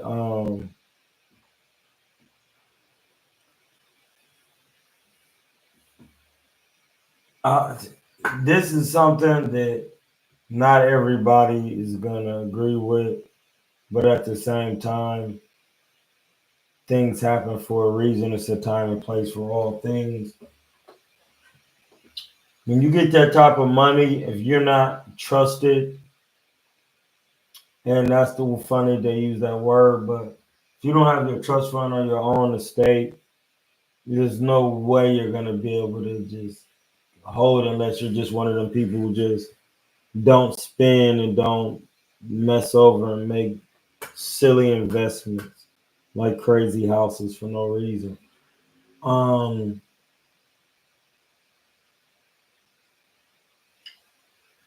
People just don't have the knowledge of banking laws. They just don't have them. So when you in there and you trying to, it's not even banking laws. You don't have the laws of self, and that's what you're saying. They don't have knowledge of self, knowledge of the self. You know what I mean? And I don't mean like knowledge of your body. Knowledge of yourself is knowledge of your soul, the interdwelling intelligence that runs the functions of your being. That's what the self is. I know people got their own know. The self is what runs the functions of your being. That means before you even get to the physical part of your body, it runs the part like your spirit, your soul. These things have order. And you got the hidden consciousness, then you got the divine spirit, then you got the mind, then you got the life force in the body. The mind is the bridge between Amen and the divine spirit. If you not following no law and you not disciplined, it don't matter what you attain, you're gonna a fool apart ways with its money. And when people saying, like, I know what you saying, bro, and I'm not disagreeing or agreeing. I'm just gonna make a statement and say, listen. No, real quick, I agree with you. I know what you're saying. You're right. Laws, you're not out to do like there are laws that God set in place that govern what we do. When you step outside of that, you will not be successful. So I'm with you. I agree with everything you're saying. Go ahead, my fault. No, you good. Not only that, bro, like this is the part where every time I want to use the supreme being's power, I have to come to the objective reality that Jim Crow laws were a thing. And they really made Africans, it set them back so they could not achieve. And when people were paid reparations, when it was time for the United States to get theirs, I mean the Africans to get theirs with the United States, they created Social Security and made a system to where you have to understand how to become a private banker to pay yourself. And then I'm telling you, they make it difficult. They make it difficult. Even though it's their laws, they make it difficult. So, and that's my point saying it's a time and place for everything. And that's why you got to just be patient and keep working. But, man, it's just difficult because, no, it's not difficult. You just got to be disciplined. And when you get the type of money, you'll know exactly what to do with it. And if you didn't know what to do, you ask someone. Motherfuckers don't be even knowing who to ask though, because so many people stealing from them and all that. No, so look, you making Hey man, go to a great white points. man. Go to a white man. If they stealing from them too, that's the ones that's stealing. They like accountants. They the one that's stealing. They the ones you go to the banks and they put you in the contracts, and they the ones stealing from you. They don't. Those the ones right there. So it's a two-sided way. You got the people around you and all that. Then you got the people that put you in the contract that you not reading. You just signing it. You don't know what this word means. You're not having nobody vetting it. They lawyers. And if you get a lawyer, it's they lawyers. It's they lawyers who already paid up. So it might be like the pro-life motional company, the like lawyer that they got on retainer now. That's your lawyer, but he worked with us. That means nothing. None of that means anything because you didn't read. Like you said, if you didn't read, you don't know what you're doing. Listen, the things in contracts are not taught in college. Listen, if contracts was taught in college, would you sign up for FAFSA and that shit? That's a contract. Right. That's real shit. Like, that's why I'll be saying the shit I'll be saying, bro. Like, and this is not nothing against you. You are helping me cook because, like, the things you're saying. Listen, bro, a lawyer knows nothing. They don't know anything. They just know procedure. They know how to process the paperwork. They're secretaries, high-level secretaries.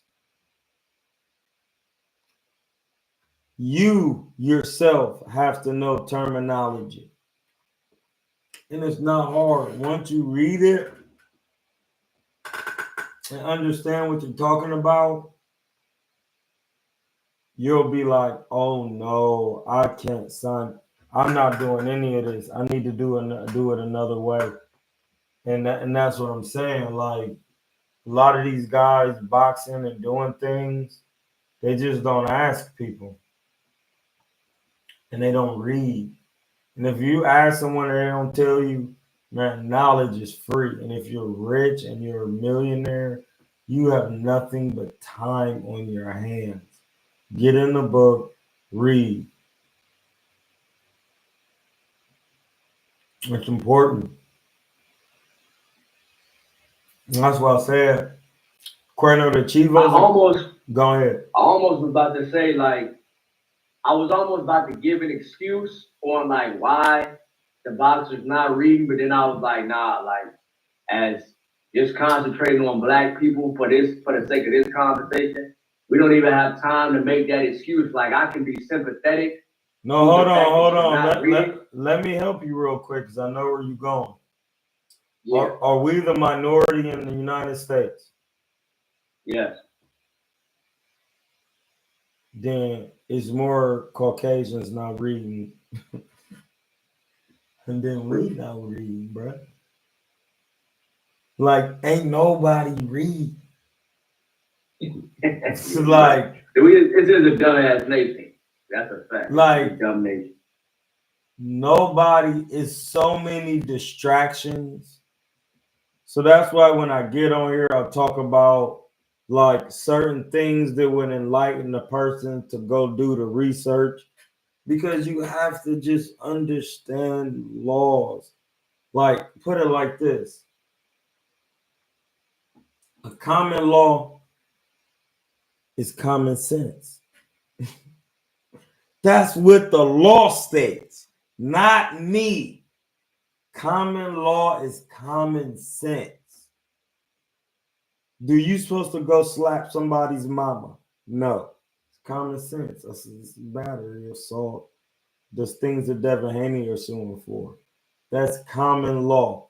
You hurt someone physically, you get in trouble for that. Any other law that's written down has to do with money, period. No ifs, ands, or buts. Common laws are not written down. Common laws are common sense. You know it's not yours. You don't steal it. You don't damage anything that's not yours. You don't damage anyone else, and you don't damage yourself. You don't hurt yourself and others. You don't damage someone else's property, and you don't defraud nobody of their property. That's when the police show up. You know you're not supposed to be doing that. You have broken a common law. Those common laws are connected to codes and statutes, which are statutes of limitations as an employee or a crewman of a union or a company or something. Anything. If you haven't read that, you listen, you buying a car, who you buying it for? You buying it for you in the United States and the state you live in. Then, on top of that, you don't know, you withstand these contracts and sign them. People volunteer their signatures on all contracts without reading them. That's a voluntary action.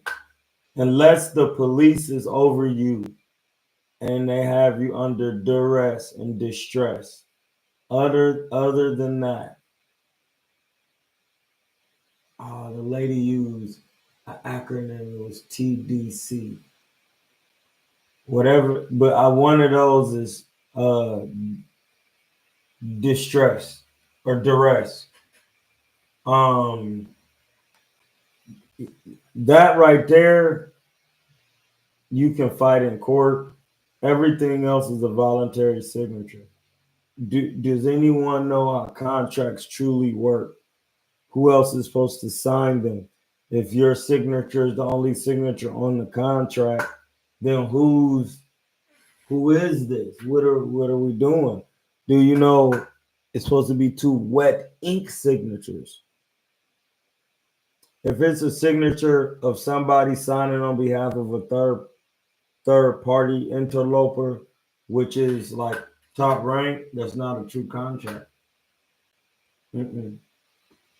Mm-mm. Mm-mm.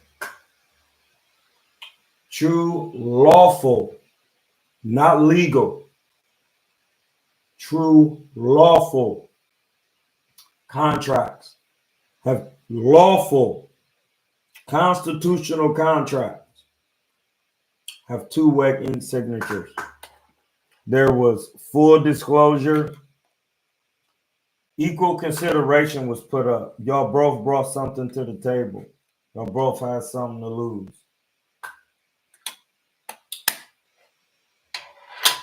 Full disclosure. Two wet ink signatures. Lawful terms and conditions. Equal consideration. Those four things.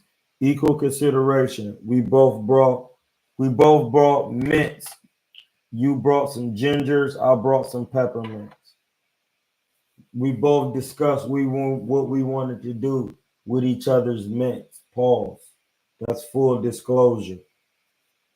We both signed two wet ink signatures, and everything was based on lawful terms and conditions.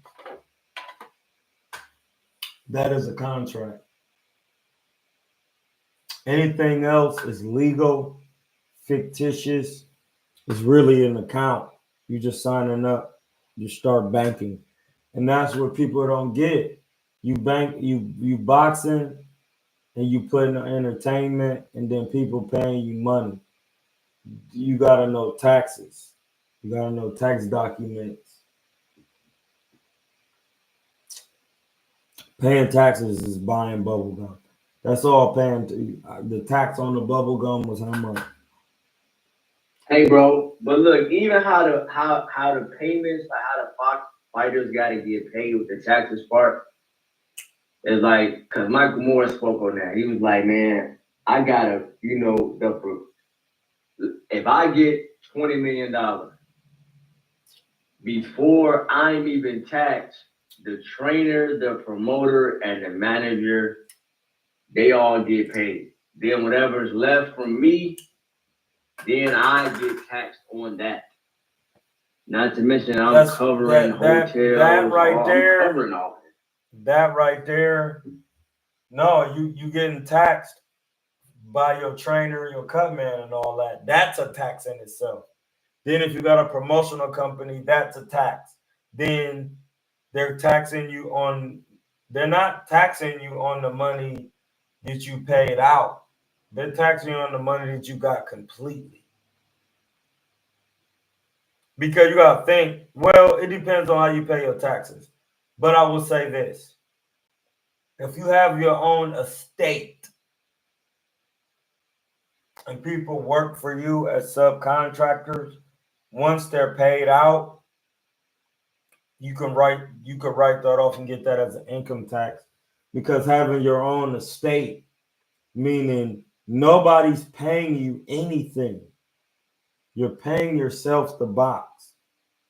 It's like the state of Maryland, the state of Ohio. Estate, trust. You're your own entity. So when you have a bond on file. So when someone gives you money, they're not giving you United States. Just because you was born here, yes, it's United States dollars. But the dollars are that's just what you have to use. It's really your own currency. If it's digital, whatever bank you got, they got their own currencies. Just like you got yours. It could just be liquidated in any form or fashion due to where you was born at. What makes that important is because, like you said, dude, talking about taxes, once you hand over that W-8 Ben and affidavit, there are no taxes, because how can somebody tax you in your own estate? Do you know what an estate is?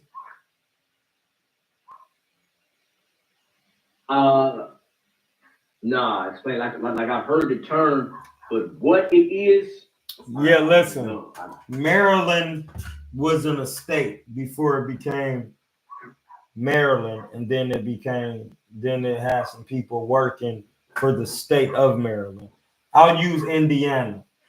Indiana was called Indiana Estate. And then it was called Indiana.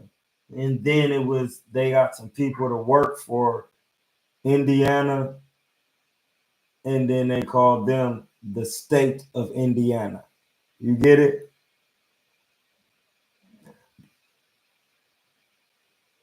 It's 3 Indianas here. Yeah, I got you. I'm with you. Indiana is somebody's name. Mm-hmm. Then they created an estate or a trust. And then they marked out that territory as theirs, their own state, estate, estate. Then they got some people to run it, Congress. They can't run it. They have to have clean hands. They get somebody to run the estate. They call it Indiana. And then the people who run it are the state of Indiana. They're not Indiana, they're the state of it. They control it. Who's the president of Indiana? The governor. I'm not sure who that is. I don't keep up with the politics like that. It don't matter. Whoever the governor is, then they have a secretary of state. Janet Yellen was the secretary for Biden. We got a new secretary of state. The secretary of state for Indiana, because it's its own territory and country. Indiana is a country. You are an Indianian. You know what I'm saying? I'm an Ohioan. Hey, V, this information that you're giving, like with the fighters that you teach, that you're training, are you going to encourage them? Yeah, they gotta have somebody call me today, bro. And I told them, man, fighters who train with me gotta have their own paperwork and a state set up. That way, you're not enslaved contractually by promoters, and you want to be able to reserve all your lawful rights. That is so important. Reserving your lawful rights is important, bro, because you want to be able to say, well, no, I don't have to fight him. I don't have to do what you say. You actually are not top rank, and top rank is subcontracting for me. I pick and do what I want to do. And when I tell you I need this much money, that's the much money I need. That's why Floyd was asking for 100 million. He wanted to break the bank. Once you break and liquidate that, now you in a whole nother bracket. You know, that's why everybody seeking 100 million in property, liquid assets, money. That's why they always seeking that bracket. They're trying to break through that threshold. That is the trick. When you get your bond, you want to get the bond liquidated. You want somebody to liquidate it done. And here's the thing: a lot of people try to get it done in the United States. No, it's an international bill of exchange. An international. Once you get a trust fund in a state, you have your own state. Anybody you like Rick Ross now. Where's this shit called the Promised Land?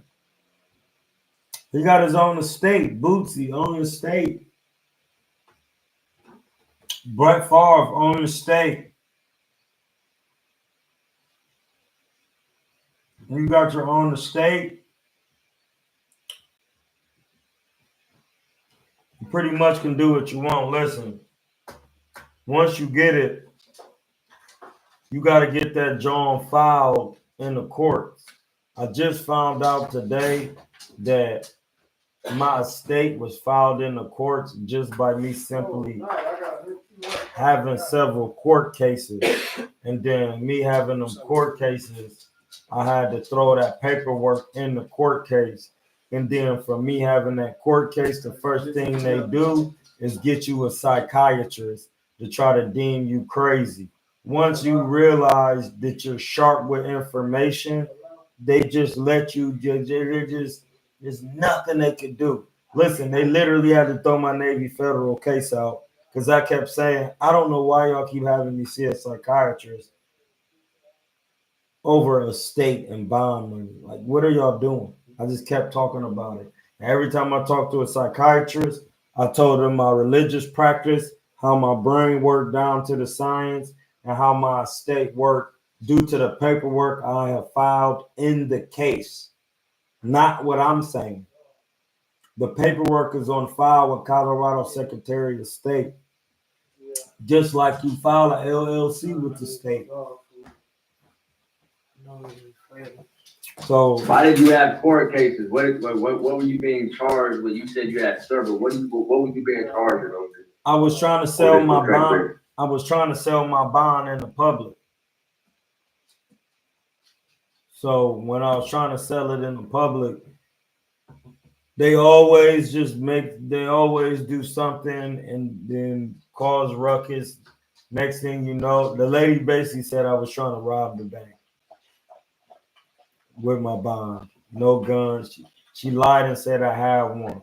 So now the police showing up with guns and taking me to jail. I'm bonding out, doing all this extra nonsense.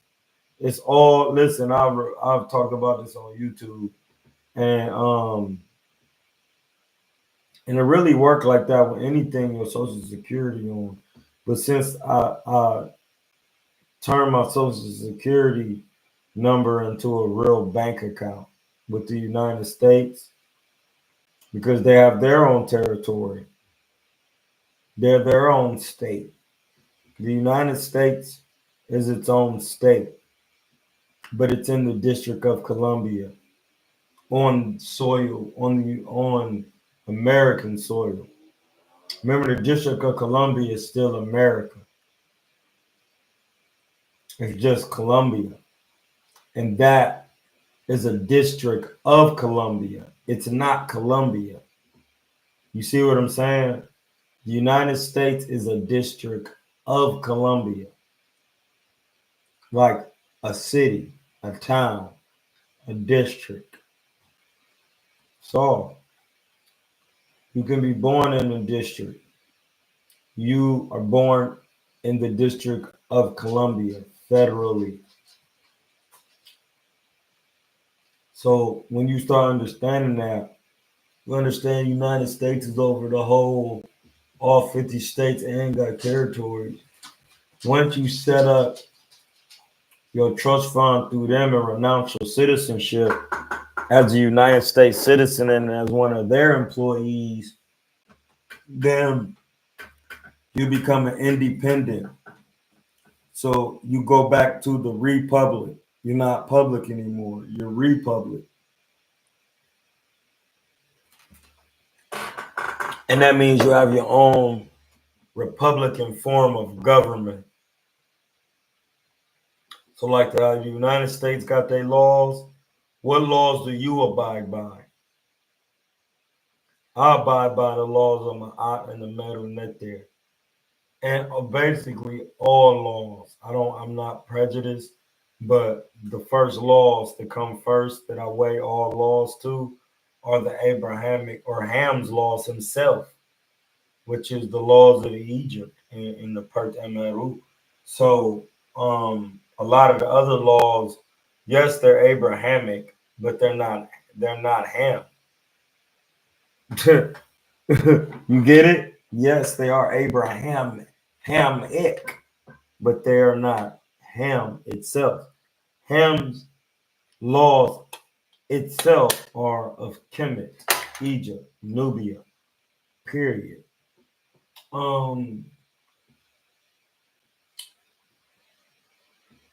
Those things are important because every business, corporation, organization, LLC has laws for their employees or their executive administrators, whatever. You got laws. So yeah, that's I always suggest that fighters get in tune with having trust funds, even if they don't know, because eventually they'll get it. And it's just more deeper than just filing paperwork. You gotta, you know, get your long life birth certificate. You gotta put a lien on your DNA. That way you have a lien on your intellectual property. That's why a lot of these inventors get their things confiscated. They don't own the intellectual property. They're a crewman of the United States, and the United States gets to use to do what they want because America is a continent. The United States is a district in America. So is Colombia. America as a whole is the continent. If you're an American national, that means you're not even a United States national.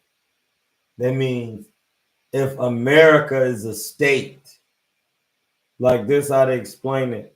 The United States, the United is regular lowercase, and then States of America. States is regularly spelled capital S, of regular lowercase o, and states capital S. So that means the state capital A, in America, states of America. The states of America are Canada, the 13 colonies, Central and South America. Those are the states of America. No borders. So you got to think about that. If I'm in that jurisdiction, then that's why Trump is saying, let's make America great again. He wants to go back to where people can use their bonds. People could do basically what they want, but we all know slavery is stupid. Nobody's doing that anymore. The Confederate States were the truly free states because they could do what they want to have slaves. They could do whatever. The northern states, you couldn't have slaves because then they had actual laws against that. But if you knew the laws of the Confederate, you can get free. But once again, they had laws to keep people from being totally free. So we're going to end on that note. It's been 2 hours already. This just was a tester. Blue guy. No, you good. Hey yo, I got next time I gotta talk to you about the Canelo Alvarez shit because I watched the fight. Well, I gotta finish it with like him and Kovalev. I gotta go over some shit with you with that, and then I got some questions that just about like how you be on the boxing voice, just how you interacting. I'm trying to understand like what be your thinking when you when you're on there sometimes. But like what you mean? Next time you on. Like what you mean? How I'll be thinking? Like what I'm saying, like does Ness like how you are on here right now?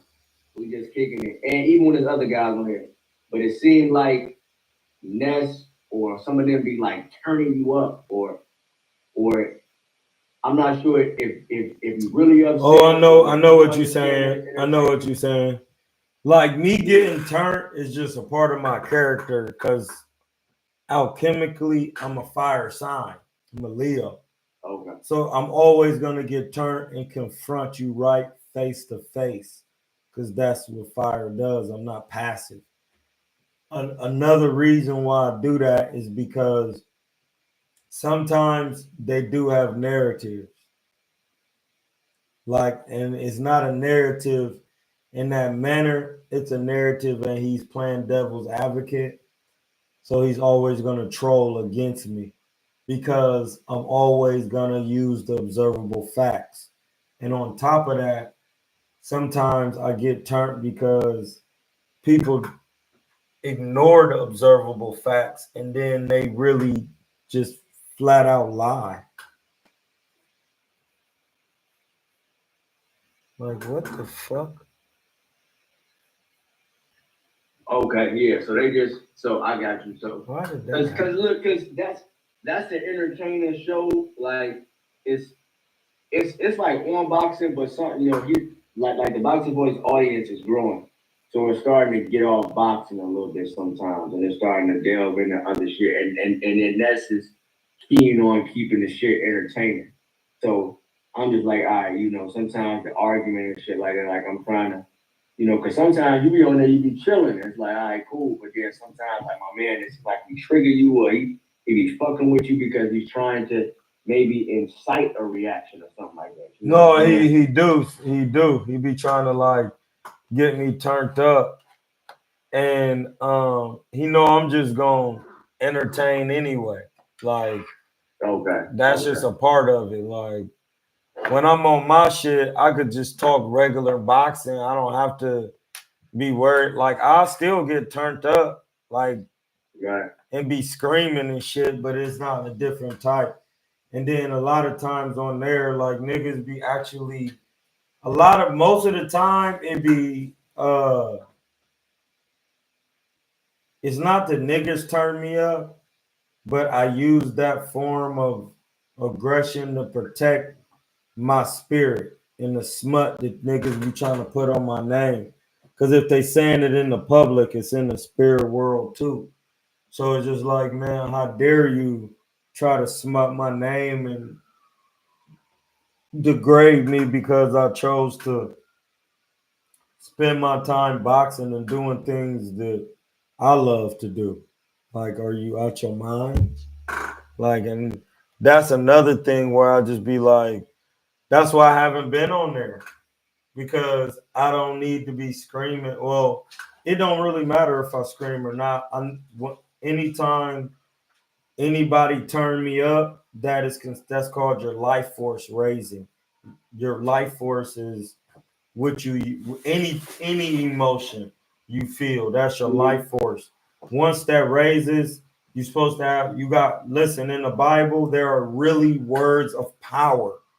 That's why I say the word was with God and God is the word.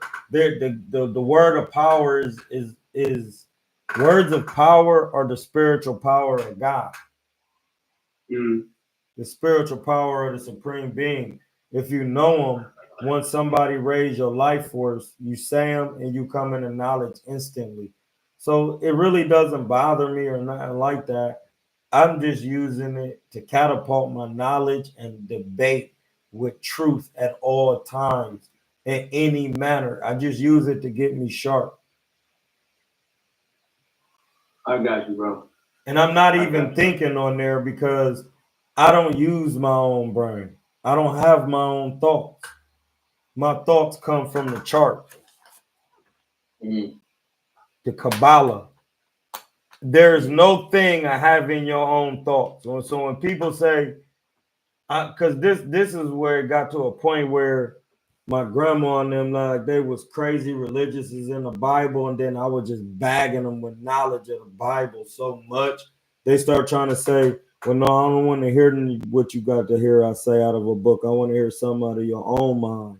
And then that's when I was saying like, well, no, that what are you talking about? Like that's when I started. They was like, "Why are you reading?" They start really trying to dumb me down from reading so much because they realized they could not control anything or any thought because I was basing my thoughts out on true knowledge, not my own education, of true knowledge of the spiritual world that people have used to build things and do things like build pyramids to reach up to the sky. So it's like, now what you gonna say? Mm-hmm. And once you master that and master your behavior, then it's like, bro, I don't need to be on the boxing voice and niggas is threatening me. When they threaten me, that just reminds me, oh snap. Like I said before, I got some things I need to buy and purchase and start putting on my websites, getting back into my trust shit. Niggas is asking me about boxing. people still think I'm boxing, bro. Like somebody hit me the other day and was like, hey man, I just want to see if you need any help moving. I see Ohio Runs Boxing posted you. I'm like, oh my God. Like I haven't boxed since 2017, bro. Mm. You see what I'm saying? Like for niggas from Ohio, dude used to live out here and then he was from Ohio. Like you're not paying attention and that's okay. But I'm done. I'm moving fighters now. But to do that, you think that shit is serious? Like them niggas on there when they talking that shit, like you. So you like, I don't got time to figure out whether y'all. Oh no, I take threats. When a nigga say he gonna do something, I don't play with that. It's not like a joke to me.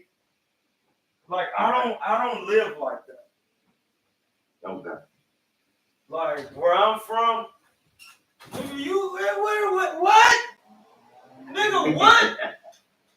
You're from Gary, Indiana, bro. What are you talking about? No, I'm with you, but I'm like you know when niggas get to running their mouth, like I don't care if you think you playing. Just in case, I need to make sure, because if you not playing, then I need to make sure I protect myself because you really out of bounds anyway. Because any nigga talking like that is retarded. So like just to make sure, I want to make sure. So I'm gonna be protected. So when I bust your fucking head, pause, I can go right to the tape where you said I never threatened nobody. You threatened me. And then I have the constitutional right, not just as a citizen or a person due to clause 1, section 9, or one of those sections in the Declaration of Independence, which I have on my satchel, which is what they call it a man purse, but it's a satchel. And that's where I will be keeping my arms in there. But that's why I created my own estate. If you even listen, bro, like being an American means that you have your own state, your own estate, and your children are a part of that. That means when it's time to work, nobody can work for you. Like somebody can work for you, but if nobody's getting it done, you can move independently. It's on file with the state, like an LLC, because I went through a filing company to do it. So the paperwork that I have is on file. When I buy a strap or buy a build kit, an AR-15 build kit. Today I was just looking at 300 blackout build kits. You know what that is? Hell no. You know how you go to a gun store and buy a AR-15 or a 300 blackout? Yeah, I'm familiar with AR-15. Yeah. Them is just short barrel rifles, pistols. But look, just one, I'm gonna intervene with one thing they continue. The reason I'm like, it's not like that, because I'm like, all right, knowing where we're from, it's real, and then it's the internet. You guys are on the internet calling into a show, making threats about the boxing boys. Like this ain't real. Like I know CYP, somebody read up on CYP before FO Joe did that. But I'm just like, bro, y'all on here playing. Y'all See that right there? What did you just say happened? Info Joe did. That's enough. That's enough. That's enough for me. That's enough. There it go. There it is, buddy. There it is. That is not sweet. That ain't sweet. Because when I was boxing, nobody was running up. I was listen, it's all on footage. I was in the Floyd's gyms and the Virgil's gyms all through Vegas. Listen, I know why people do that. And once again, Once you become an American and have your own estate, it's so much paperwork. I read all the paperwork. Some of the things that like people say on TV, like by any means necessary, I've read them in my paperwork. This paperwork is paperwork that a filing company has put together on my behalf. Now, once you buy a AR-15 build kit, what I'm saying is you're buying an AR-15 that is not put together. All the parts are disassembled. It comes in a box. They deliver it to you. You get the instructions, you assemble it. Once you assemble it, you take pictures of the receipts of everything. You put a lien on it as real property of your estate. You post it on the Colorado Secretary of State website, letting every state know internationally that you are armed. Your estate is armed. Once anything happens, whenever and whoever it happens to, the liability is on the other person. It doesn't matter what anyone says. It's been filed because the level that I'm on paperwork states that I'm protected by the 11th Amendment, and anybody says anything to me in any way, they gotta be belligerent. I'm peaceful. They're belligerent because they ain't even on my level of understanding of what jurisdiction we in and the land we on. Because a lot of people say they're Americans and they not. You're not a Native American. You're not none of that. That's not a thing. It's not a real thing. People be saying it now. It's not a thing. America is a federal. It's a government. It's a state. You know what I'm saying? It was a state at one point in itself, just alone. And then you had the United States, the 13 colonies. That was it.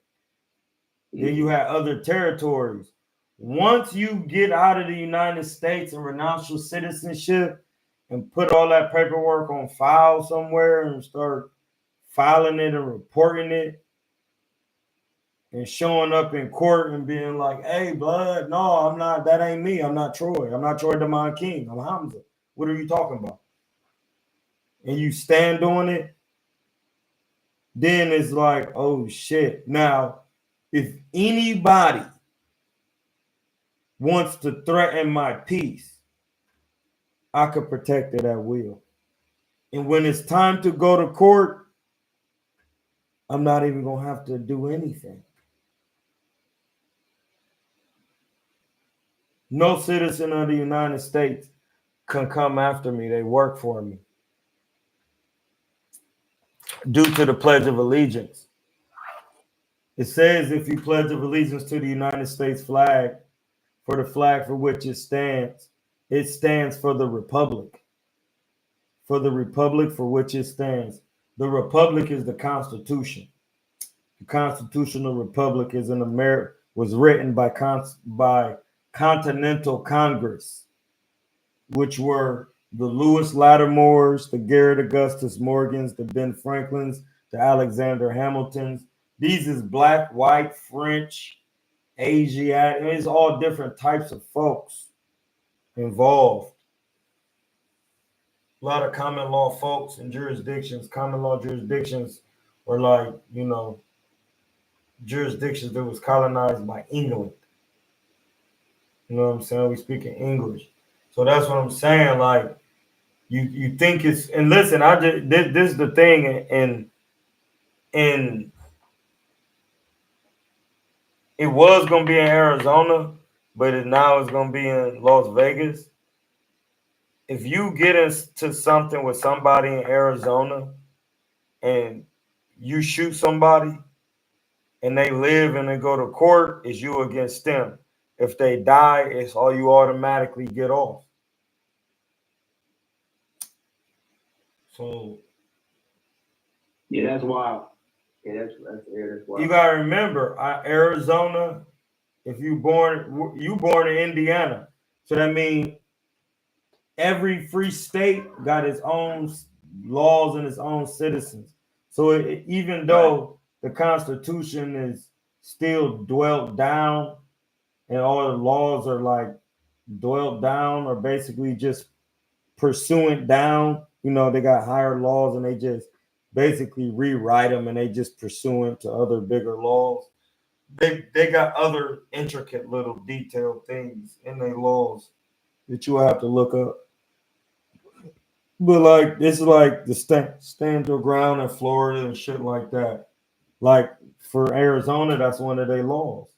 So you see what I'm saying? Like you got to know that. I know in one of the states, one of the laws is if somebody challenge you to a scrap or something like that, and y'all meet up and scrap, and they end up getting murked, it's just on them because that was they challenge you to war, basically. Like Chris.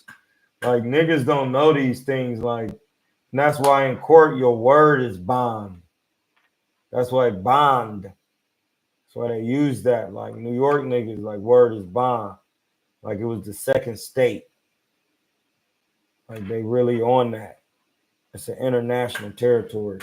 It's where the United Nations is in New York. It's in my paperwork, but yeah, bro. Like that's why I did what I did. Like anybody run up on anybody. Like once I heard about that, like now that you telling me that gives me all the validation to have protection. Because I didn't know niggas was running up on niggas. I don't even carry that energy, but it's like a lot of people will carry it for you. And I keep forgetting I'm going to be different in this community. And people are going to be looking to challenge themselves with in any way possible with me. So to let them know, hey, listen, I don't even play games with men. I challenge myself with the Supreme. Go argue with your mama. Anything else you think about doing is uncivilized. I must protect myself and my estate so that I could see the Supreme Being's plan through. And that's why I'm saying what I'm saying, bro. Like, I've thought it through multiple times. It's nothing I could do at this point. I gotta get it done. It's a part of the process. Salute, God. I'm with you, God. I understand, bro. So yeah, whenever you hop back on here, we talk more about some shit. I enjoyed this, bro. Shout out to you, God. Appreciate it. You good, man. Shout out to the gods and the goddesses. I'm in Hotep. Christmas is coming. It's very important. If you treated anybody wrong, apologize. ASAP. It's okay. Remember, it's your devotion to the Supreme Being. And I'll set. It's all about searching for that Lord in you. Listen, if you don't apologize and make sure all transgressions and wrongdoings were fixed, when December 21st comes, that is a judgment time, like the end of your life judgment. Like that happens every 21st. Make sure your things are handled because when March comes, you'll reap it. New life. That's what that's for. It happens. And you get judged every night on sundown. And when Adam talked to God, to the Supreme. Then when Adam talked to the Supreme, because Adam is just not one entity, it's multiple atoms, and they all know when you talk in the air, they know. So you gotta be patient. You know what I mean? So I'm in Hotep. We out. One yourself. We just was testing though. This was a tester.